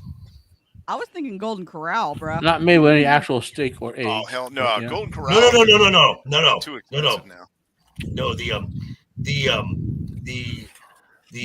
Silver Sevens is a hotel casino that is like just off the strip. It's kind of run down, but they have got one of the best breakfasts, and it was like $5. Nice. Really? I may need to investigate that next time. I don't know if I'll have more time. That's always my problem. Well, Roman, you're going to be too busy waiting in your 3-hour line at the Bellagio for your booty. I literally only waited like 30 minutes. It wasn't that big a deal. I'm a planner. I plan things. That's how I get in. You overpaid. He's a little bit of a psychopath. And I'm a little bit of a psychopath.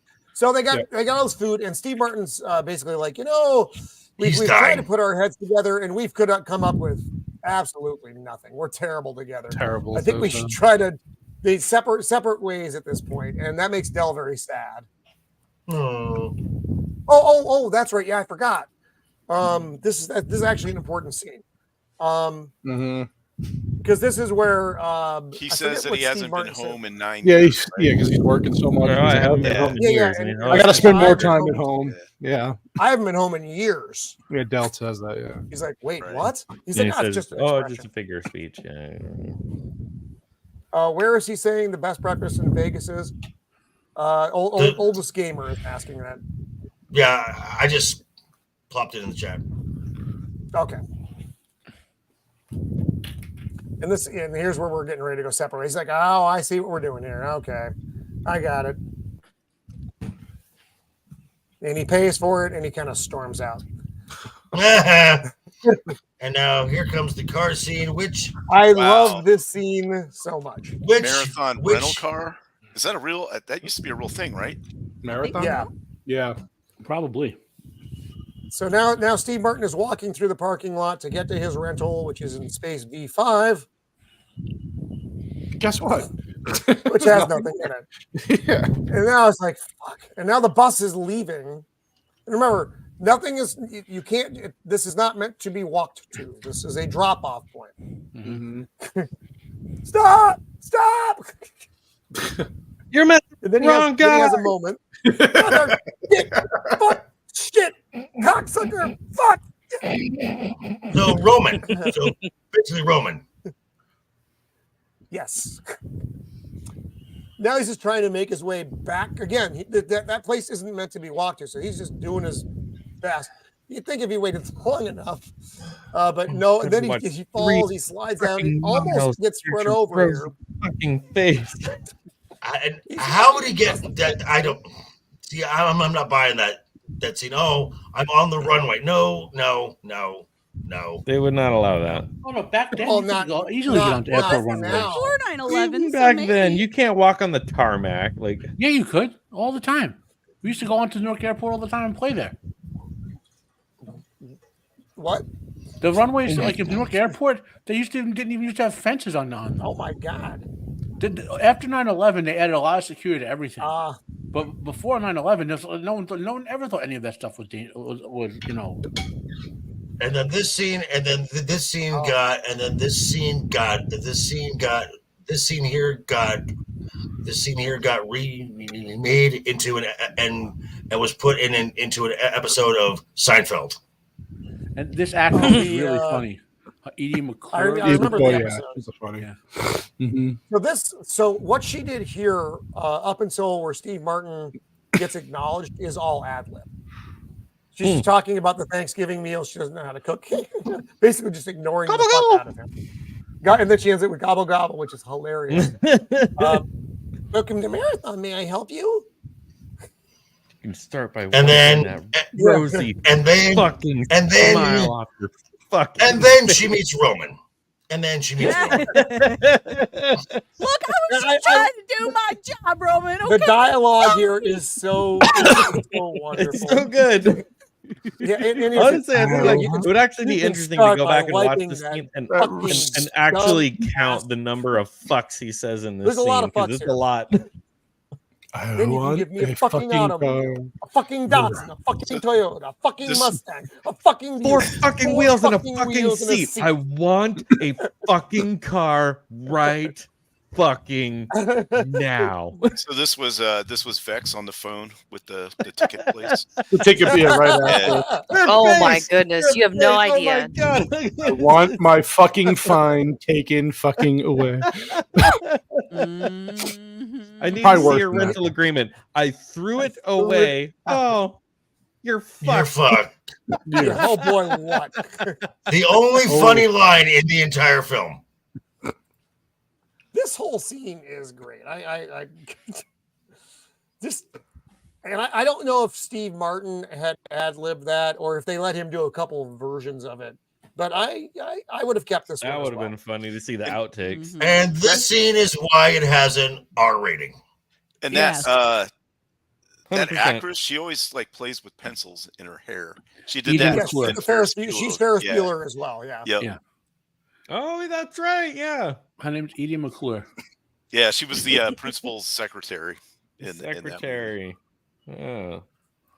And Steve, so this is the taxi guy. And you know what's funny is like the older you get, the more you identify with Mr. Rooney and think that he was right in everything he was doing. Oh, Lord. I'm gonna get that son of a bitch. Oh, you're talking about the principal? Yeah. Yeah. Oh, yeah. Like as you get to be an adult, you're like, nah, he was in the right. Yeah. Because he's not supposed to be here, and the guy's asking to move, and he's being polite enough. And Steve Martin's a complete dick to him because he's having a moment, and then he gets punched out. Wow. Then Dell almost runs him over. I think at this point in time, he kind of wishes that he would have. Yeah, probably. Yeah, I think he was like, I'm ready to die. Like, but just look at the side panels on that car. Yeah, that is just. Oh hell yeah! What is your problem, you insensitive asshole? Yes. Can't you see a man is injured here? Help him up! But, no, not him. Boy, I've never seen a man get picked up by his testicles before. Look at this car. I know. Oh my! I'd rock that car. How did they ever make cars like that? I'd rock. I think you did. Terrible. Come I'm not even sure what this was. It looks like the understudy for the car from Evil Dead. It's like if the car from the Evil Dead hadn't run, this would have been its understudy. It's just Grand Marie Turbo. Is this an actual vehicle of that era? Yeah. I don't remember ever seeing anything like this on the road. Oh, there's a reason. 'Cause nobody bought them. Well, it's because you were older than cars, Roman. But I do, and yeah. you remember a time where you had to get Well, out I and had wind them up I out had in front of the cars. car. I had lots of cars when I was a youngster because I wasn't a very You, good driver. you had to get out and you had to put the key in the front and wind it up and then hop back in the car really quick and Hey, those were great. Well, yeah, it was a lot of work. That was a Chrysler K car. Yeah, I actually had two of those. I had the Chrysler or the 300 with the Corinthian leather, the Corinthian leather, the one that and then I just had a straight up piece of shit Reliance because the K car, my Dodge 300 got exploded. But before that, I had a Plymouth Valiant, so it's all in the same family of cars that also got exploded. So they're driving along. Gets his hands. This is great because you're gonna break the Del seat. keeps fucking with the seat, and he says, "Stop!" gets You're his gonna break jacket it. stuck on the chair. Then, of course, also goes to throw a cigarette out the window and. Oh no, we're not there yet. We're not there yet. Sorry, I'm getting ahead of ourselves. Driving. Getting ahead of it. And Del just keeps. You broke it. You broke the seat. You're going to break the seat. Well, it was working fine when I was in. Basically, he wants to play the silent game. How about we just ride in silence? Fine with me. So now he's like, I can't believe you fucking broke it. And he gets pushed up against the windscreen. And I don't know why he does this. I mean, script says he does. I would never ever take my wallet out of my pants in a car that I don't own and put it in the glove box. Right. That is just a bizarre thing to do. Because you never know when the car is going to burst into flames and all your credit cards are going to melt. I mean, that's too. There it is. Throws the cigarette out the window and it lands in the back seat. Did that? Was that it? And that's you got to know how to toss it out the window. I got tossing, I didn't get the collecting. So it just zips right into the back seat. And he's like playing along with a Ray Charles song on the singing along, dashboard, like doing his saxophone solo. Jesus. And he's like, then he's like, it's hot. Well, here it is. This is when he does it. Just open the window a little bit more. And goes in the back seat. And Neil is so tired, he's just dead to the world. And Del can't believe he's not waking up. If you see the look he's giving him. Mm-hmm. Yeah. And then I remember those types of seat adjusters. He gets stupid things on his sleeves. And he gets his arm stuck. And then he tries to use the other arm. Then he gets both arms stuck. This is good physical comedy, though. Yeah. Right, but this is starting to get into the realms of what are the chances, Right. This is where it just goes to fucking ridiculous. It's just like, oh dear God, stop. That's still funny. I didn't mind it. I didn't mind the over the top comedy because it was over the top comedy. It's still the 80s, This is an extended Saturday Night Live or Second City TV skit. That's what this movie is. So real quick, we got two people that need to bounce out of here in a few minutes. Creative Blue Collar and Vex, unfortunately, her short-lived appearance. I'm sorry, short appearance. I know. I usually record another podcast on Thursday nights at 9:30. That's why. And also I'm just slammed with a lot of other things, which is why I didn't come earlier. Well, I'm glad you're able to stop in and see us, though, Vex. I'm sorry it was so short. That's all. That's what she said that more than once to other people. You can't get me to stop otherwise. Exactly. Except in her case, being short is not a problem. No.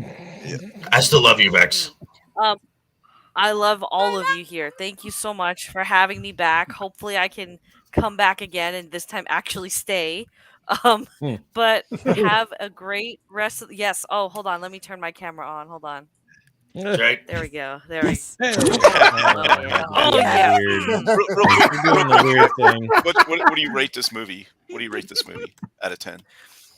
I rate this movie probably a 7. No, you know what? I'm gonna say 8 out of 10. The comedy I think hits really well. There's some deeper nuance that you can decide to explore if you want.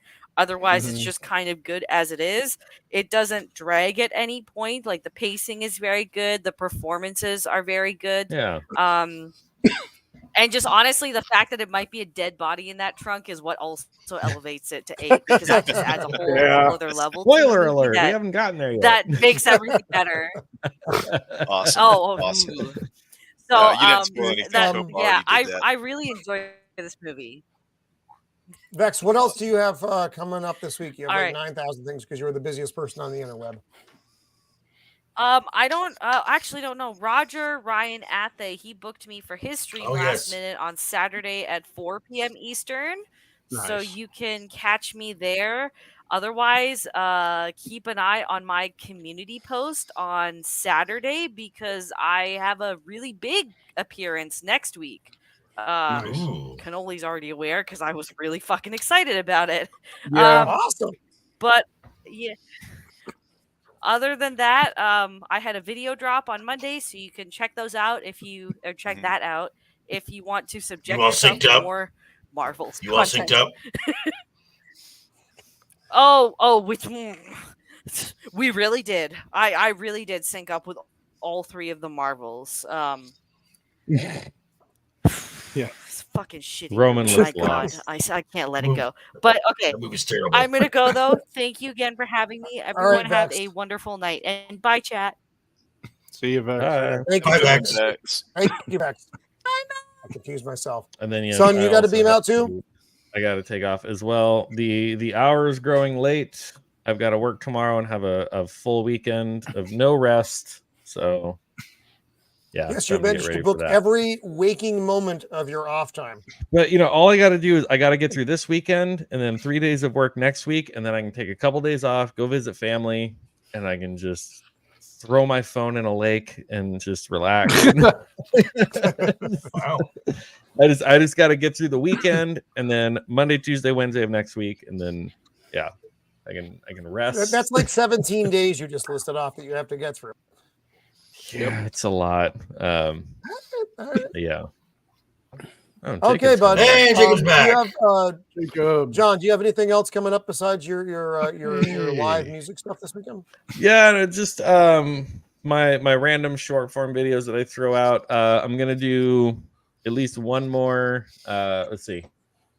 Yeah, so I should be able to do at least one more stream this coming Monday, Mixtape Mondays. I'm keeping it very, I don't want to call it free range because that's what you're calling yours and whatever, but just a very free form. Just we're hanging out. I'm pulling up random articles, very unorganized, very unplanned. Just gonna hang out and see what sort of weird shit happened in the previous week in the music world. Obviously going to take a week off for Thanksgiving because I'll be out of town, but otherwise that's kind of the big thing. Always, Mondays at 5 p.m.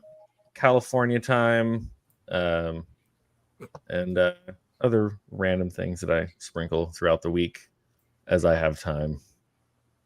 Yeah. Well, right on. Well, thank you for joining us with some of your very few free moments tonight. We do appreciate it, buddy. Yeah. Thank you guys so much for having me. Good to hang out and chat with everybody. And I know Joker Voice would disagree with me, but it was a great time chatting about a great Thanksgiving movie because there are not very many Thanksgiving movies, but this is among the top tier good time stuff. But yeah, good hanging out with you guys. Thanks for having me. I will hopefully see you all sooner than later. See you, buddy. Right on, buddy. Later. Later. All right. So Jacob has overcome the raccoon menace and is now back with us. The raccoons. He fought them off So now valiantly. The car is spinning out of control because John I Candy fucked is them off steering with the his crotch. jawbone of a donkey. Yes, Simpson. Yeah, good point, Dempsey. I forgot about those movies. Oh, those are good movies. Yes, I love First those one, movies. especially. Yeah. Good point. Steve Martin wakes up. He's like, "What happened?" He's like, "Oh, I almost hit a deer." You're sweating. Sure you did. You're sweating. Sure you did. You should take your parka off. It's hot in here. Getting back on the freeway the wrong way. Oh God! Is this why that nowadays they have like signs that you can like see on the side? No, they of, like, had different those back then. They had them back he's, then. He's just a moron. Yeah, they should. They just didn't see Okay, it. cool. I just wanted to make sure. I was like, is this the reason why we have that? This is great. They're trying to drive on the wrong side of the road. He's going to kill someone. How the hell do they know where we're going? Yeah.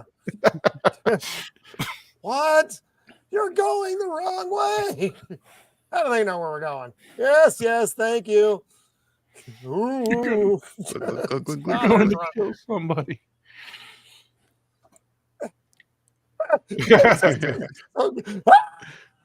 Go. Truck.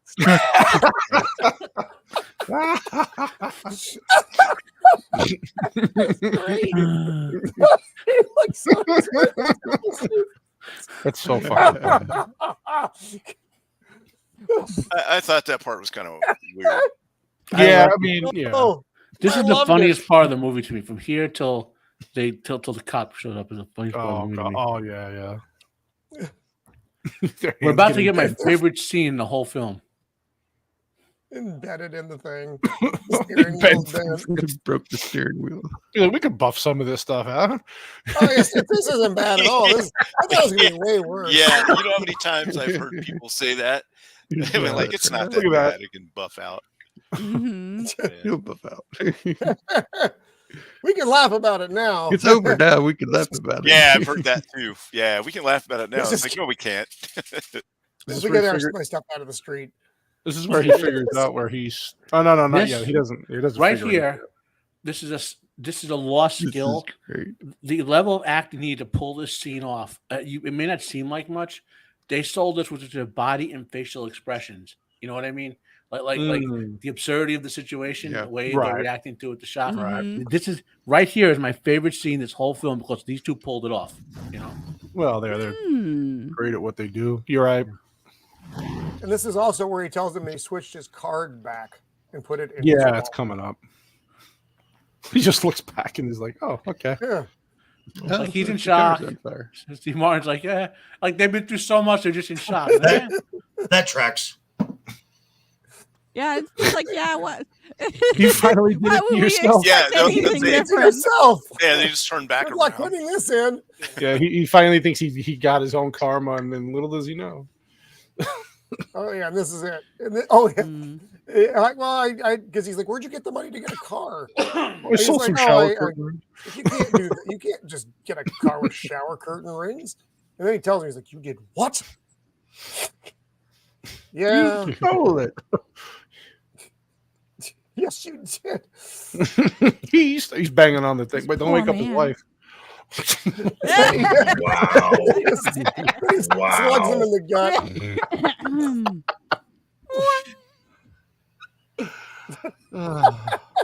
It's in the glove compartment. Weeping. He falls out. El Rancho. The El Rancho. Yeah, the El Rancho. Hell yeah. And this is, I can't believe the car's still running, but that's, he's burning his hands getting out.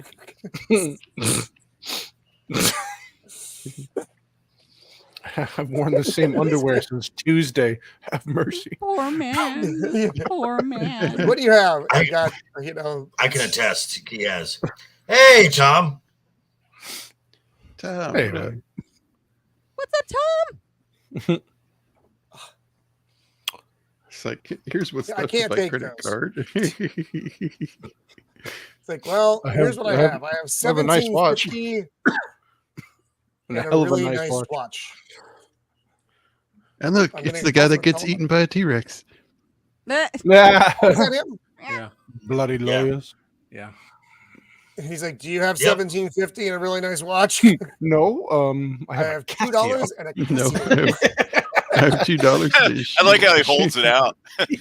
Yeah, he's like, nice fake. Like on the QVC watch. shopping channel. Look at the velour Roy Orbison picture. Right. I love the Roy Orbison picture. And at this point, Steve is glad that there are separate beds. Yes. Yeah. Well, one, he thinks he's just by himself. Yep. Yeah. Oh God! His Oh wow! wife, The bro. rotary phone. Yep. Okay. The rotary phone. Both that had a lock on it. The lock. That Yep. had a lock. That was a lot. You had to pay To use a You phone had in your to own pay room. extra. I get didn't that realize lock. Americans didn't see the car. What the hell is that thing? Yes, that is car. that is the car. Oh my God. So Dell's now talking to his wife. He's like, I really stepped in it this time. I can't believe I put you in this trunk. I wish you were outside with here, but you're cold in there. Look, dear, I know you told me that I needed to do better about making friends. I don't think this is what you meant, dear. I shouldn't really drag you along for all this. It's these scenes right here that This is all my fault.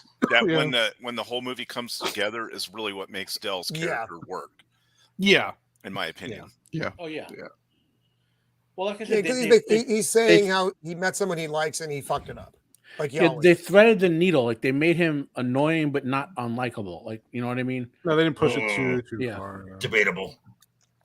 Well, how many of us have had friends that you like them for a lot of their qualities, but they also have ones that you really don't like them for, or they're kind That's of annoying. literally They're called customers. I only have Yeah. two. 1 minute you want to hug them, 1 minute you want to throw them off a roof. Yeah, I have friends like that. First you want to kill me, then you want to kiss me. Hello. They're called customers. Yep. Oh God, yeah, I tell you that. Or girlfriends. Dell, you're gonna Or freeze wives. to death. That's Get a in good here. point. Hey, I resent that remark. I've had that. two. Poor man. Don't. It's like, why do I come back week to week for this? Those weren't targeted remarks. They were just general. Right. Sure they were. And again, sure. Dell is in the room for a total of 5 fucking minutes, and it's already my a OCD. goddamn disaster. Yeah. Who hasn't known Where's somebody the like trash that? can? I love those pajamas. Yeah. Though. Can. First of all, I want They're that. called customers. Nest wherever he goes. Can I get that wagon on the dresser up there with the That is lit up? delightful. I want a little that. covered wagon. I like that. Yeah, I too. want that, and I want those pajamas. I want it all. I want My that mom- light. That My mom overhead has light. a little covered wagon like that. Like that? Nice. Yeah. Hell yeah. I But want also, by this time, Neil has gone full Dell. He's like a slob, like acting like a slob. and Yeah, everything. he's just he's loosening Well, he's up. eating Doritos and drinking little tiny tequilas. Yeah. Yuck. You know how Like much you've never done and- that. expensive? Like you've Those never little done bottles that. of Roman. I haven't actually. I've done many a thing in my day. You'll find it. I'm a peculiar person. You'll find that odd. No. I already knew that. No. You've met me. You know. I've served you I drinks. have Yes, oddities. I know. I have strange peculiarities. So now they're just drinking different little bottles and joking, and Neil makes a comment about, well, you know, if nothing else, at least we have the women we love. To the And they wives. do a toast Yeah, to the yeah. wives. Yeah. He does And this funny. again, look. you get these little side looks from Dell, Meh. little tiny Bacardis, and he's just rolling in filth. I don't understand. Why do I what's feel like I'm in summer camp? happening. Yeah. Ew, that's even worse. Oh, God, You gotta flashbacks. rock it back and forth. Bad Rock memories. the car. This is the only time he's not getting stuck with a Just big bill rock the because car he back didn't and have to forth. put It'll his work. credit card down. Mm-hmm. Rocket. Oh my God. So they back into the room, which I somehow missed. Did I miss that Go, slide? go, go. No, I Yeah, did you just slow try it. If you've Oh, ever this had is to it. There it is. push a vehicle out of the snow, but you don't have the proper footwear, Oh and my Yeah, God. it's not easy. terrible. No. Oh. It's like, oh. Like, get out of here. Get the Peel hell out of there. Go, And go, go. here we go. This is the scene. Now they're still love singing this. Blue Moon of Kentucky. They're just doing like a harmony together, a cappella. So Oh, Blue Moon. Mhm, keep on trucking. Thank God, there's nothing there. Okay, Oh, so man. Was that the I scene? love It'll this. buff Yeah, out. guys, It'll guys, buff this- out. this scene is That so was the scene. good. I have to was go the back scene. and watch that. Yeah. Oh, hello, Flaccid. Welcome. Hey, Flaccid. Welcome. But yeah, so Roman, that was the scene where the Oh, the car. just Yeah, where but you can see I don't. I don't have the. Yeah, this so car. so in this car here, Susan Sarandon is in the passenger seat. Interesting. Yeah, I'm gonna have to look at it because I didn't. Of course, I wasn't paying that much attention. I was probably drinking because I usually am. So they're still singing, and they get the Michael McKean cameo. Lenny. And he's been Lenny or from this is Spinal Tap. You know, he's one of those guys who's been in Michael McKean, Airheads. And he's like, do you know how fast you were going? And this is great. He's like, nope. Strangely, officer, I really don't. You see, the speedometer here was melted. And so I actually have no idea how fast I was going. Yet the radio works. Go figure. It's like 75. He's like, yeah, I can buy that. I can buy that. He's like, do you think this vehicle is safe? Sure. No. Absolutely. He's like, yes, I do. Yeah. The faces, because he's trying to get my friend home for Thanksgiving. And now they're fucked. Now they're at the courthouse. Oh, and then they tow up the shit box, of course. Oh, okay. So now we're zipping to the.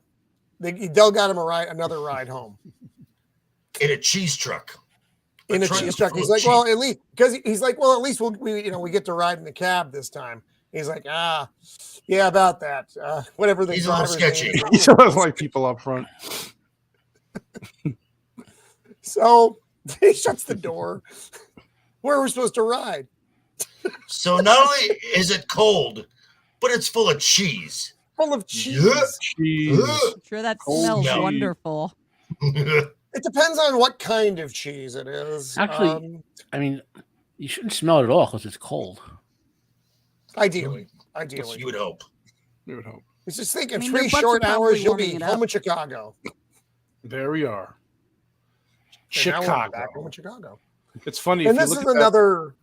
Sorry, Roman. Go ahead, buddy. No, go ahead, please. I was gonna say, I always laugh because I see that advertisement in the background where there's American West Airlines and it's flights to Phoenix and Tucson for like $90 round trip, and I was like, yeah, $98. That was before I moved to Arizona. I used to see that advertisement everywhere and be like, wow, what the hell is Tucson and Phoenix? Like, what is that place? How's that going, Cannoli? Was it worth the $98? Ask my father. He's the one who moved it here, and I haven't talked to him. No, I'm just kidding. Wow. Well, I mean, it tells you how different airfare is now, though. Because, but in general, it's just funny to think about. Like, those were destinations to come to during the winter from these cold climates, and there was nothing here like it is now 30 years ago, 35 years ago, 40 years ago. But believe it or not, some of those ticket prices you can even lower if you got a military discount. Yeah, I was just going to say. To give you an example, to go to Disneyland or World, whatever one's in Florida, then would have been like maybe $200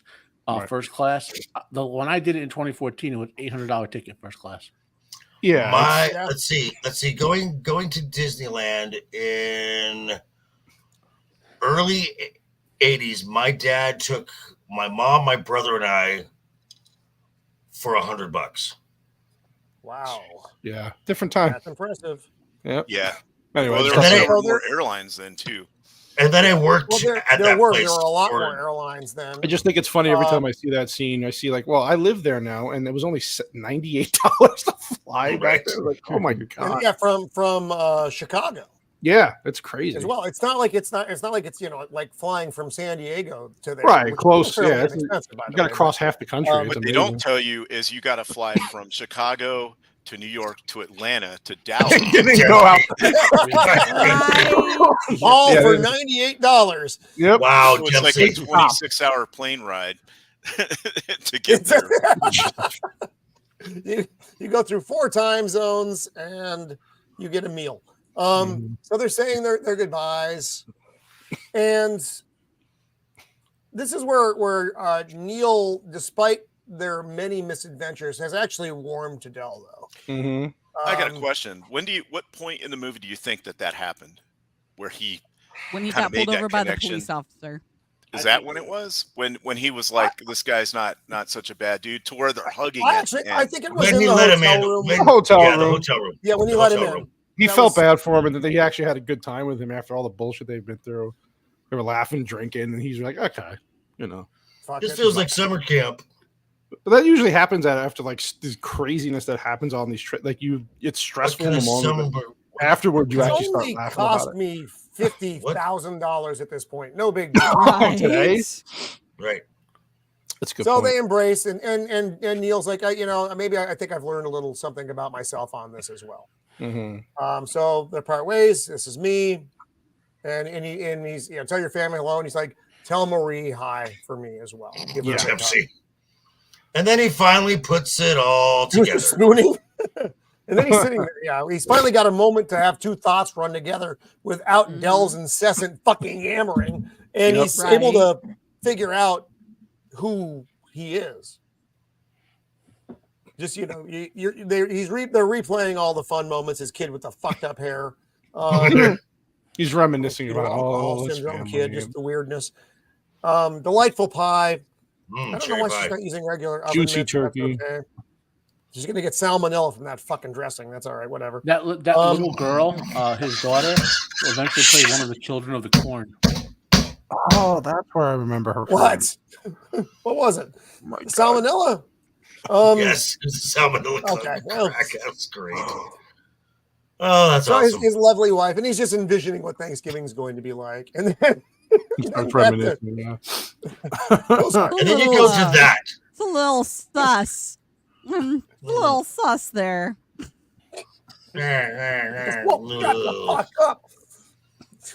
Then he starts, I like me. My wife likes me. To the wives. And then the pause. I haven't been home in years. What the fuck? I suck. So then he goes, and was that a beep? Is it me? I may be having a moment. Just it happens every once in a while. Oh, is it Jacob? Did Jacob beam out again? Yeah, probably. Oh, yeah, it looks like his internet. Fucking raccoons. So back at the train station, and Dell's still there. Dell, what are you doing here? I'm still here. He's like, why are you still here? He's like, and then he lets him know, Marie died 8 years ago. Yeah. And he hasn't been home. And I've been carrying her the entire time. She's very close to us, but she's very but he hasn't been home because he doesn't have a home. Right. He just travels. He just travels all the and time. when you're actually watching the movie, that is a very that punches you in the heart kind of thing. Joker, I know you don't have a heart, so it's okay. Even I, with my cold, dead heart, that got me when I was watching. Well, if you think about it, really wouldn't go home because when you go home when his wife was alive, his wife is there. It's part of the relationship. You travel, go home, By not going home, he doesn't have to go home where his wife isn't there anymore. So she's kind of like she's in the trunk. Well, okay, so anywhere. See. So it's the if I could go home, I have to. It is accepting the reality that my wife is dead. Yeah. Yes. Yeah. Basically. And that the authorities are probably waiting for him. Yeah. So Steve Burns, it's like, come with me. Come on. And this is a little bit weird, whatever. Because if I just brought someone home, Mrs. of the Empire would be like, who in the fuck? Are you the motherfucker that just cost me $50,000 and my kids can't go to college now? Fuck you. But no, not in John Hughes' world. They welcome him in, and the kids with the weird fucking hair. Movie's got to end. That's why. So here's what I'll talk about it when we get more to the end. So the dad, so much. The father with the striped shirt, he played the commander in V, Commander William, in the original V. Yeah. Wow. So one thing I also learned is that the end here with the wife is so emotional. You would think naturally it's because he's finally home, but there was a whole backstory of where she thought he was lying. Neil was lying, and that he was cheating on her. That's why he wasn't coming home, and that's why she gets. So there's so much they cut out. That's in the back, like in the extended cut. So there's a lot, and then even notice Dell. He has a black eye at the end all of a sudden, and it's because they got see another man there. No, but it was when they were in one of the stops on the way, and she's like, "What's going?" Like in the deleted scene, the wife's going, "What's going on? What aren't you telling me?" So she thought he was. And then look, he has a black eye all of a sudden here in that one picture, which they actually got in a fight throughout this whole trip, and he punched him, which they cut out. Because all of a sudden he just has a black eye at the end. You're like, what the fuck happened here? You kind of take it in stride. You know, so many things went wrong. It's like, hey, yeah, it's like that. Okay. But that's just how much they took out of the story and then condensed a 4-hour movie into an hour and a half. Quite honestly, I mean, I love the movie the way it is. I think I 100% agree. Yeah, but I would watch an extended cut. I would watch it. You couldn't put that in the theaters, though. No. Oh my God! Just mentioned 4 hours and it sends Joker into seizures. It's a Snyder cut. Make it a Snyder movie. Snyder cut. Bring back slow the motion. Cut. Oh no! Oh no! I would watch the Snyder cut over a 4-hour video of this. That's a lot of torture. Twice. I don't know. So everybody's hugging. The kiss. He's getting lucky tonight. And Dell's probably going to. You know what that smirk is for? I have a dead body in my trunk and nobody knows. I got away with murder. Yeah, I know. I'm going to kill another family tonight. With your wife. If I stay here long enough, I can bury her in the yard. This is my new house. When they all go to church on Sunday, I'm going to bury my wife. He kills the whole family on his travel and takes the head of the wife. And that right there is when Joker knew. This is when Joker lost it. But why he's like, I just can't put my finger on it. Why I don't like this movie? Oh yeah, that's it. There it is. In the many years since this movie came out, I didn't realize there was a post-credit scene. There is, yeah. Just the guy. There is. Yeah, I watched through and I was like, boss. that motherfucker's still looking at the pictures. Oh, he can't. Yeah, he can't decide. He's still looking at the shit. The pumpkin, the yams, and the turkey. That's it. Oh, that looks good, actually. That guy It does look good. is from a Twilight Zone. He's been in Twilight Zone. He's been in. She's having a baby. He was in. Yeah. He was the father. Well, I'm thinking of the old time. Oh yeah. Oh, I'm sorry. Yeah, the older guy. Yeah. I thought you meant that guy. Yeah. So I know Joker. I know you have your was he the guy in the first this. Invasion of the Body Snatchers? The main 50s character? one or the 70s one? The 50s one. I think Well, it's not the 70s one. I can tell you that for certain. Yeah. It's just that I'm not a huge fan of comedic films. Now I gotta look him up somewhere. Of just comedic films. It's just and what gets passed off as comedies. It's just very low hanging fruit, base, just self debasing, and I've been over it for quite some time. So I'm just like, meh. So it's just, I mean, I know a lot of folks love this film.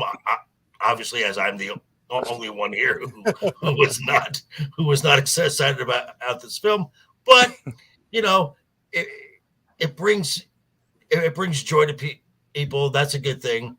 Well, no, the man who laughs is someone else. That was the inspiration for little old me. And we lost poor Jacob again. Those fucking raccoons.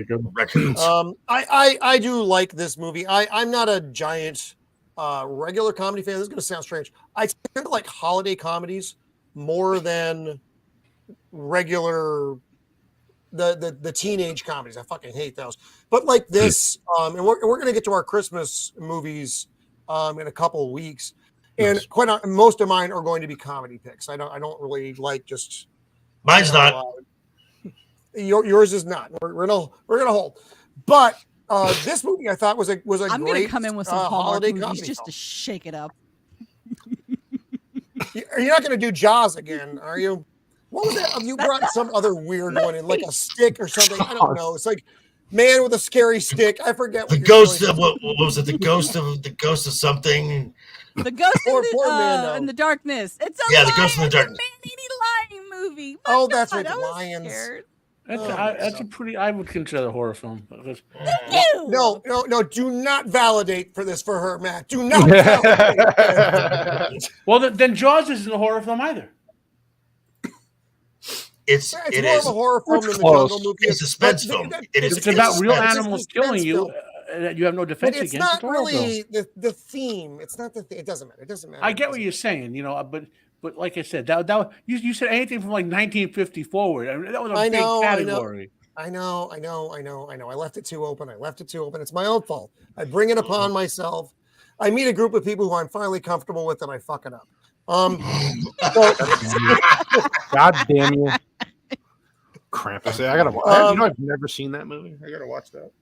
What movie have you not seen? Krampus. Oh, I've seen it. I actually like Krampus. I've never seen it. It's has anyone seen it? It ain't like ho ho ho, motherfucker. Yeah, it's like a film. With the holiday horror. Holiday horror is a very particular thing. Has anyone seen the previews? Has anyone seen the previews for the Thanksgiving film? That Thanksgiving horror movie, the slasher. Well, where someone takes those little corn cob skewers. It's in the ear. Ouch! Well, golly. So let's get. I mean, Joker. I don't know if you have your final thoughts on the movie, but we have let's go around just a brief exit at what you think of this movie, and then what else you have coming up this week, so we can roll on out here. So my good friend Shieldwall, thoughts on the movie? What do you got coming up, buddy? All right, so I like the movie. The comedy is okay, but it's how it all ties together at the end that makes this movie really special for me. Del is a buffoon, but he never complains. Like he never has to. He doesn't want anybody to feel sorry for him about his situation, and he goes out of his way not to burden other people with it. It seems like these days somebody would be like, "Oh, feel sorry for me. I'm a victim," instead of just living his life. And he's living a lonely existence on the road, just him in his trunk, full of what I would assume is all his possessions, basically. His wife. I mean, I'm always going to be of the opinion that's his wife. I don't. Nah, it doesn't make any sense. But more fun. But and like even when he invites him over at the end, he's like, "I'll just come in for a minute."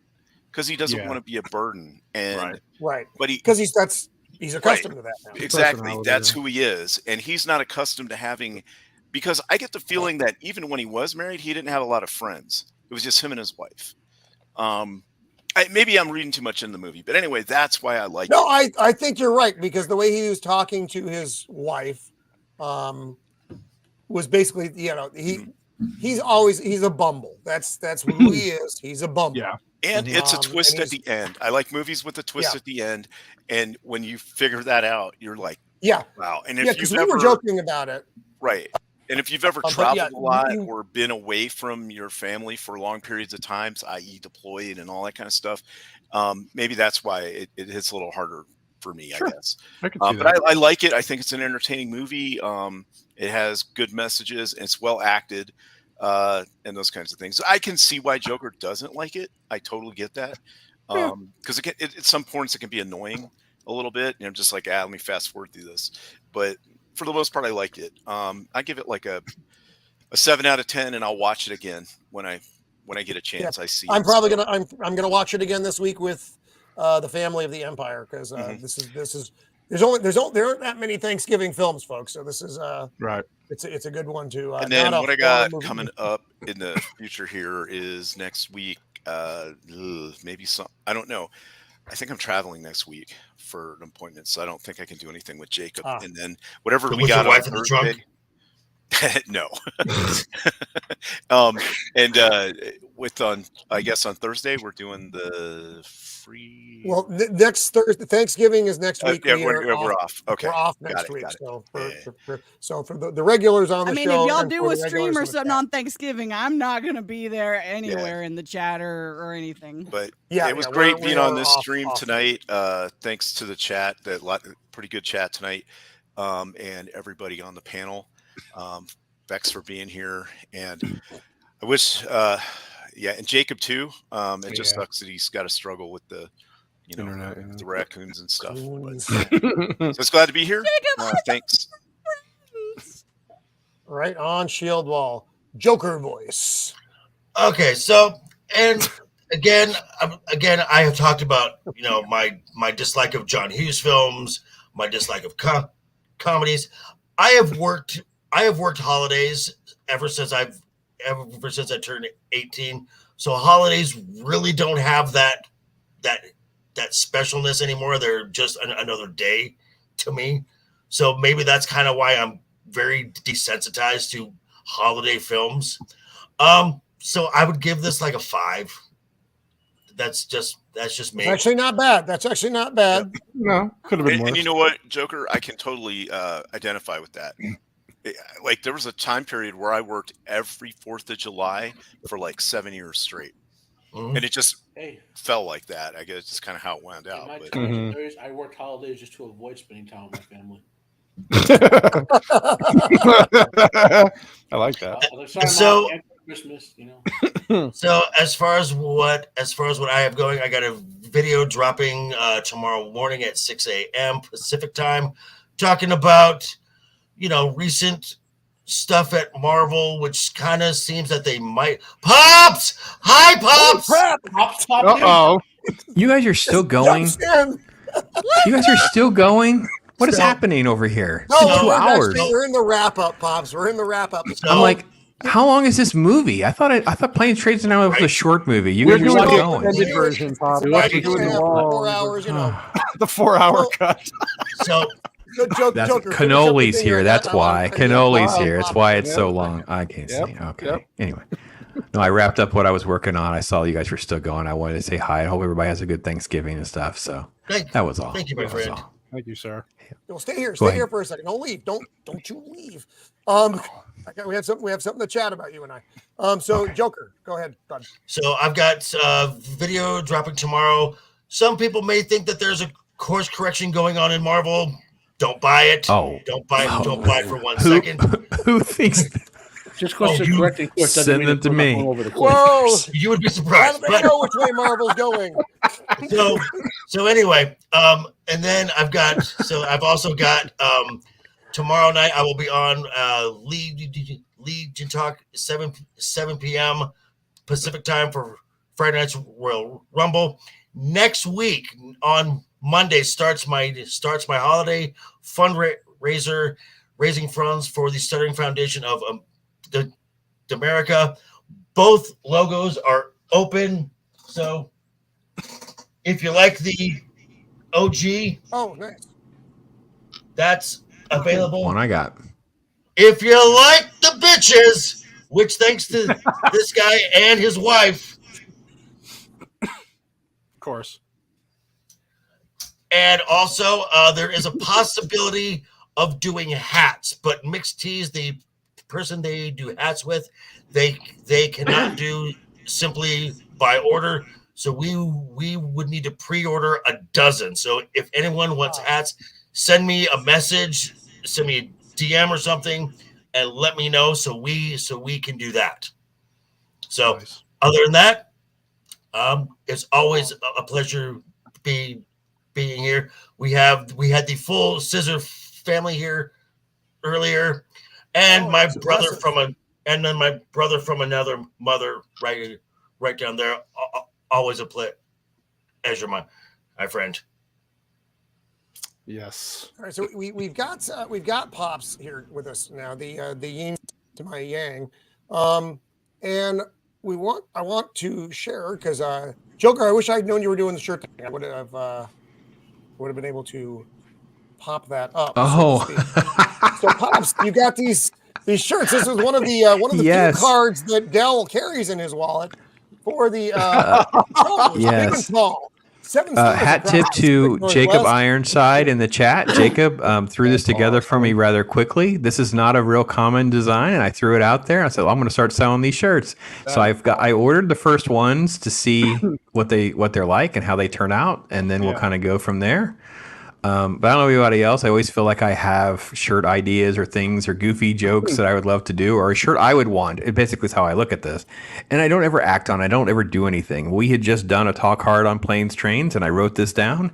So, yeah, I threw this together. I sent it to Roman because I thought he would get a laugh out of it. I did not know that's what he was going to do. But, okay, there it is. So, awesome. Yeah. No, that's fantastic. I saw it. I was like, oh my god, that's fucking hilarious. So yeah, and so for those of you who are out there, there is a link for that in the description of the show, along with the Vex pin. Please help her overcome the Canadian overlords. Yeah. So actually, so Pops, you're in here for a sec. What are your thoughts on this movie? We have a couple minutes here before we have to shut the on Planes, Trains, and Automobiles. Yeah, it is. It's one of these things that just ages like wine. As I get older, I just keep enjoying more and more elements of this film, as far as different gags and things like that. Like I think there's moments where you catch yourself like feeling like both characters. At least I do. Like I feel like there's moments where I feel like the Steve Martin character, where I'm just like this, like I have something to do, get out of my way. Why am I stuck in this situation? Everything goes wrong. And then there's other moments where I'm like, yeah, I'm the weirdo in the room. Like I am totally the oddball in this situation. So yeah, it's literally one that I know I watch at least once a year, and probably more than once. And this made me want to watch Uncle Buck, which if you haven't been on my channel, know, I did a little review on Uncle Buck, which, by the way, also has aged like wine. Talk about a film with more quotes, and Buck is a boss, man. That movie makes me like, man, there's a lot of bucket list items there I wish I had done in my life. So, yeah. Oh, yeah. Well, there was a couple run with John Candy. There was one with him and Dan Aykroyd, The Great Outdoors. Great Outdoors. Mm-hmm. As well. Summer Rental. Yeah. Great. Fun movies of that era. The John Candy stuff, just it's gold. If we're a bit older, so we were exposed to all this stuff when it was arriving. But if for the younger audience, if you haven't seen them, if John Candy's in it, you're probably not going to be disappointed. And again, I'm not a huge comedy fan, but I do enjoy the works of John Candy. We don't have fearless actors anymore doing comedy, which is like, I've said, look, a lot of them are dumb, but at least Will Ferrell's fearless, right? Because a lot of them turn out well, but at least he's fearless, and he will do crazy things. So you end up with. Can't stand him. Well, you end up with like an Anchorman, I think is good. You end up with some that are good, but then you end up with some that are terrible as well. But they're not just aren't terrible. Fearless comedians. At least he takes risks, though. He still takes risks. Yeah, we don't have much of that anymore, and I can respect that. Even when it doesn't make me laugh, I'm like, this dude's trying. Mm-hmm. Right. I think The Candidate is a good example of trying and almost making a good movie, but it has some funny moments. But yeah, you're right. Will Ferrell just throws a lot of stuff out there. Things like Stephen King, who I largely despise as an author, but he writes so much that he is going to get gold now and then, and some of it is not. But yeah, that's the fearless comedian. That is the lost art. I think maybe our generation was the last to see things like that. The John Belushi, the Dan Aykroyd in his prime, that kind of stuff. It isn't there anymore. But. Right. And that you're right, Pops. This is we're going to watch this movie. The family's going to watch this movie this week because it's just. And I'll do my closing thoughts on it here in a second, but I have my own thoughts on it. So, Mando, what do you have coming up, and your closing thoughts on this film? I'd give it probably a 6.5, 7 out of 10. I like. Similar to Joker, I work a lot during the past jobs. I've worked a lot during the holidays, and so yeah, it's another day. If I get a chance to go see family, awesome. If not, okay, cool.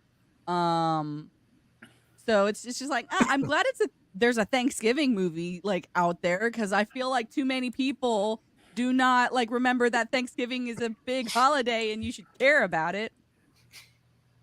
But that's just me. So I give it, like I said, 7. Will I rewatch it? Sure, I might watch it once in a while. Is it going to be one of those I must watch all the time? Probably not. See, this Saturday at 12 on my Kick channel, I will be doing a combined birthday stream with my friend Roto Kamish. My birthday is coming up, so woo! Playing lots of party games. And for any of you that are curious, I'll be 31. Oh my God! I remember those days. I remember that. I was 31. Kennedy was president. My hair wasn't gray. There was a dinosaur named Kennedy, and he was president. That's my pal. It's a caveman name. Well, what I'll need to DM you about your whole birthday thing, Mando, because there's a Canadian mounted boot coming your way as well. So Very nice. So Matt's are the man who knows all the things about all the things. What are your thoughts and things that coming up? I guess Roman, maybe Pops could of similar age. We remember like So am I. Are you of similar age? I didn't even. Mm-hmm. Yeah, 10 years younger than me. He looks good for his age. He doesn't age like Paul Rudd. We've been over this. Keep up. So, thank you, Pops. 70s. That's all right. We had all these guys like John Candy, John Belushi, both of whom passed away. Dan Aykroyd, Bill Murray, and all these comedies in the 80s, like just John Candy's comedies. You know, he was also in like Brewster's Millions and Stripes, and then you had then you had SNL was like Animal House and all that. You know, all these great out of that 70s stand-up comedian skit comedies that all became movies, good ones, or movies like Steve Martin's character in this is loosely based on the character he played in skits all the time. You know, so that's why one of the things I remember about this movie that makes me like it a lot. You know, it's kind of reminiscent back to that. But what really sold me on this film was basically John Candy and Steve Martin's performances. You know, because the plot's kind of like, you know, shaky. There's holes in it. Like Cannoli said, there's so many scenes cut out of it that it's Swiss cheesed. You know, But John Candy, just like in that great scene with the burning car when they sold that whole thing with their facial expressions and the way they move their bodies, you know, or when John Candy's sitting in a car snowing on him and he's, you know, you can see the body acting and all that. Those two guys carried this movie with its shakier script, let's just say, and make it very memorable. It's a great holiday. It's a great holiday film. You know, Zach's my only person besides me. He mentioned in the chat the great holiday Thanksgiving of Thanksgiving. The only other one besides me ever seen that movie. You know, I couldn't make it through that movie. Thank you, Ironcaster tormented me. Just so anyone knows, when you open that, don't turn that on at work. My God, the first 20 seconds are just boobs in your face. And you're like, what has happened? And I kid you not, it's bad. It's VHS tape quality. It's so bad. Oh Lord, help me. But it's supposed to be that bad. It's one of those they made it bad on purpose movies. No, anyway, it's just bad. You know, but that's an art form of films like that. If you know, not everyone's into it. Oh, that's like the Tubi app. Tubi app. So what I got going tomorrow, I'm doing my little 3 to 4 live stream. I'm calling it Friday Fandemonium. So they'll hopefully build something up there.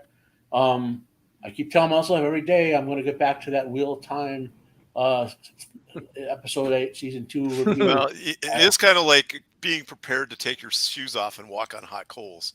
So. Yeah, you know, I want to get it done so I can cleanse my mental palate before I have to destroy my mind with Rings of Prime in 2 months. You know, Which I'm sure that's the real reason Blair de Blair's in the hospital. Amazon gave him a bonus early viewing of season 2, and it gave him a stroke. So I'm pretty sure that's what happened. Poor Blair. Poor Blair. I'll be on Jacob's show this Saturday with favorite Thanksgiving movies. That's all I remember. I'm sure there's other stuff because there's so many things that are in the calendar now. You know. And then right you were saying Jacob has a Saturday show, right? What time is that? 8:00 Eastern Standard Time. And it's about this Saturday 5 p.m. Pacific time. West Pacific, yeah. And it's favorite Thanksgiving movies. Cool. Okay, right on. Yeah, presumably the raccoons allow him on the internet. Jacob is captured by the raccoons right now and cannot speak for himself. He's facing Cannoli. I'm so happy you were able to make it back to the show, buddy.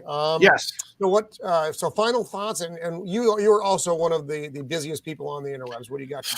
Not as busy as Vex, but yes, I do have a lot coming up. Yeah, I love this movie. I did watch Pops's show when he did a talk horror on it, and it just brought back so many memories because I just forgot. I was at work when it was happening.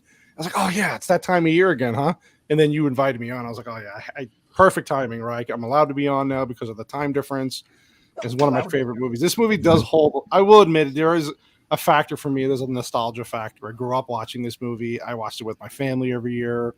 I love these. I grew up with these.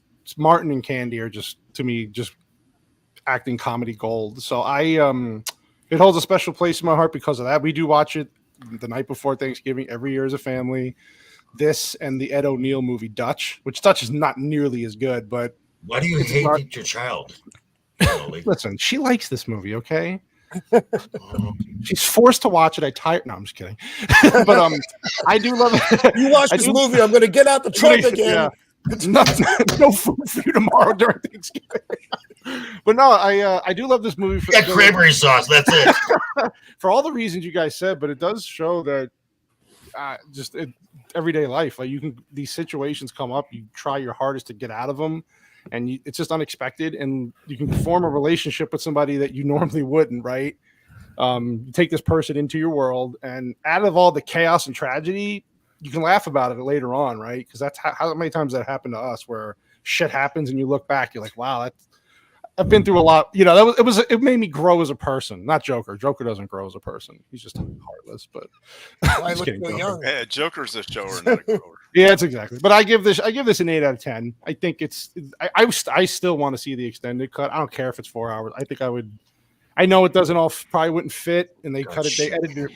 Yeah, they edited it down really. It'd be better than the Snyder cut, Joker. I'm sorry. No, it wouldn't be. Yes. But yeah, coming up, I have the Cannoli Connections back tomorrow. Me and Mrs. Sassy Sasquatch have Lofty Pixels on. Wow. Mr. Hot Take himself. So yeah, we're gonna know what makes him tick and why he likes to have these takes and just talk about everything. He's into gaming, pop culture, movies, everything. So we'll get into that. And then Monday, we're back for Mischief Mayhem Movie with Dark Hour, Cult Classic Cage, and Jay from Desolate Soul Studios. We're doing Rocky 1. So yeah. So we're back it's a holiday movie. There's celebrate Christmas in the movie. So we figured, why not do that? But yeah, I'm looking forward to talking about that movie because obviously it's a personal favorite and I'm Italian, so it's a law. I have to talk about that movie eventually. Yeah, there's actually a book. We all get handed the book when we're like 6 or 7 years old. You know, Godfather, like, Rocky. This is the shit you got to do. Rocky is in there. It's like the TVA handbook. Yeah, exactly. It's a law. It's a written law. But yeah, so look out for that. And then, Mrs. Sassy Sasquatch, if I don't mention it, she's got her Sunday show where she gets really... She has a lot of hot takes herself. Yeah, spicy and sassy, but yeah, just look out for me on social media, and I'll post everything on my community page. Spice. I finally got to stream with Pops finally, even for 10 minutes. That's always nice.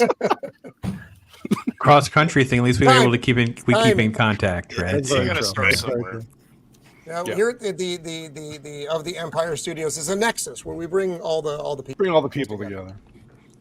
So, Pops, I know you like I said, you're only here for a minute, but so what else do you have coming up? And any other thoughts on the movie that you'd like to share? No. I mean, no. You guys probably broke this movie down probably even better than we did on Talk Hard because Talk Hard it was you only have an hour and a half and you're chit chatting and whatever. But no, I typical stuff on the channel. Batman animated series is coming to an end soon, and I'm going to have Joker voice on as one of the follow-ups we'll do, where we'll maybe rank some episodes and talk through some of that kind of stuff. So that'll be kind of fun. That'll be coming up in December as well. I'm kind of doing a walkthrough on Nightfall. So if anyone's familiar with the famous Batman comic book story arc, I did my first video is like the setup type stuff. I'm going to do one now on like the issues that lead up to it and just kind of walk people through. It's been 30 years, guys, 30 years. So I thought we'd try to bring some awareness and break down to that a little bit. And Christmas movies, we're already there. We're already, we're do some reviews and have some fun and. Yeah, Talk Hard's going to be a rock and roll. We have everything from Miracle on 34th Street to Die Hard. So we're gonna do it all. Oh, nice. Batman Returns, the greatest Christmas movie ever. Actually, Roman, you're on one of my Christmas streams. We're doing Die Hard 2. We did the original Die Hard last year, but yeah. Yes, Die Hard 2 that has from the man from Good Times, the husband from Good Times. Yeah, that's right. Which is really unexpected. You didn't see that coming. Johnny. No, not Johnny Walker. James Amos. Mr. Amos. We got Dennis France and the guy from Good Times. Oh my! different. Johnny, This is Johnny, very boomer, folks. Johnny We're alive Walker to- is a Scotch. Whatever. Yes. So over here at Of the Empire, next week we are taking off for the Thanksgiving holiday. I'm looking at my calendar because I know I'm fucking missing something because I'm old and I fucking forget things. So next week we're completely off. The week of the 20th. No, that's Thanksgiving, dummy. The 30th, we're going to be doing a free range show.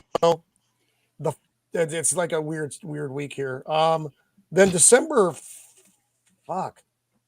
No, there is no December. Fuck, that's not on your calendars, kid.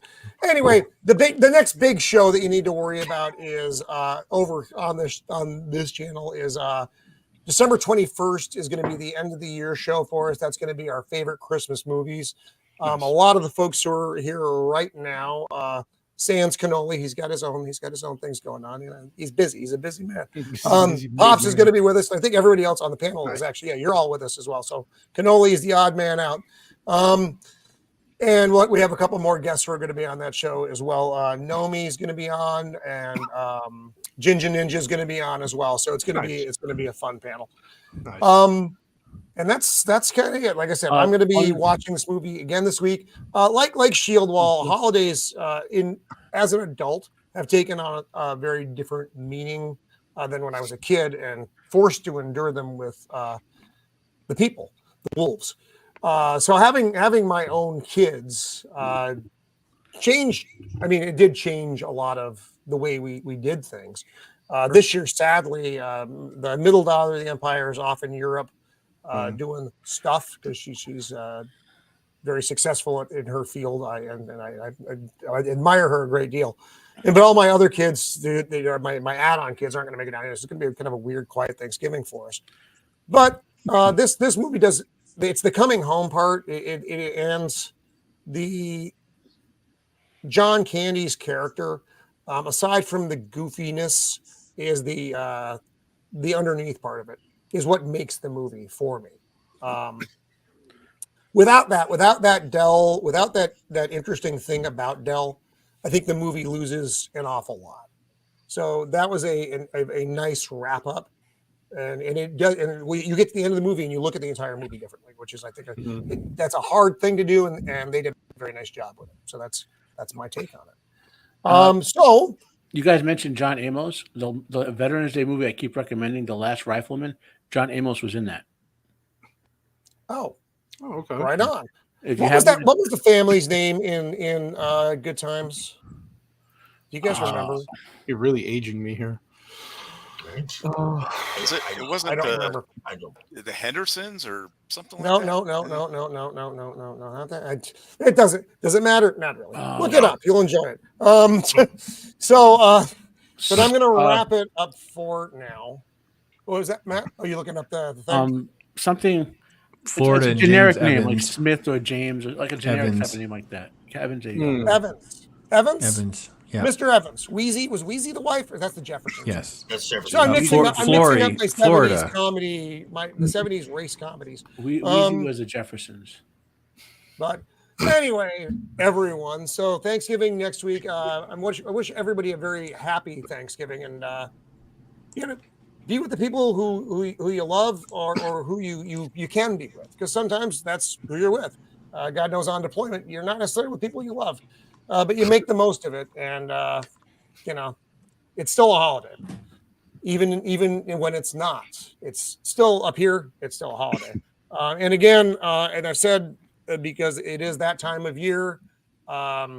Keep an eye on your friends. 22 veterans a day is far too many, and this time of year it's a lot more of them and the regular folks. So keep an eye on your friends. Talk to them. Hey, you're doing all right, especially the ones you know who are by themselves. So thanks to the panel, to Jacob and John and Vex, who have all had to beam out. Pops, thank you for popping in. Bad. Yeah. Terrible pun. I regret it immediately. But thanks to he forgot it. He forgot it immediately too, folks. Just so you guys know. Yeah, we know. Never coming back. And thank you so much. Oh, sad music at the end. Thank you to the chat and Copa, despite spoiling the movie for young and old alike. It was a lot of fun. This was a fun movie to review. It's a very enjoyable film, and the chat, you guys always make it very enjoyable for us having to interact, except for Mr. Peepee. I don't know who you are. I don't know where he came from. Well, he you may be on the list. He kind of dropped you a may bunch be on of the a list. big chain of quotes, and then he bounced out. So Maybe he was on a time limit.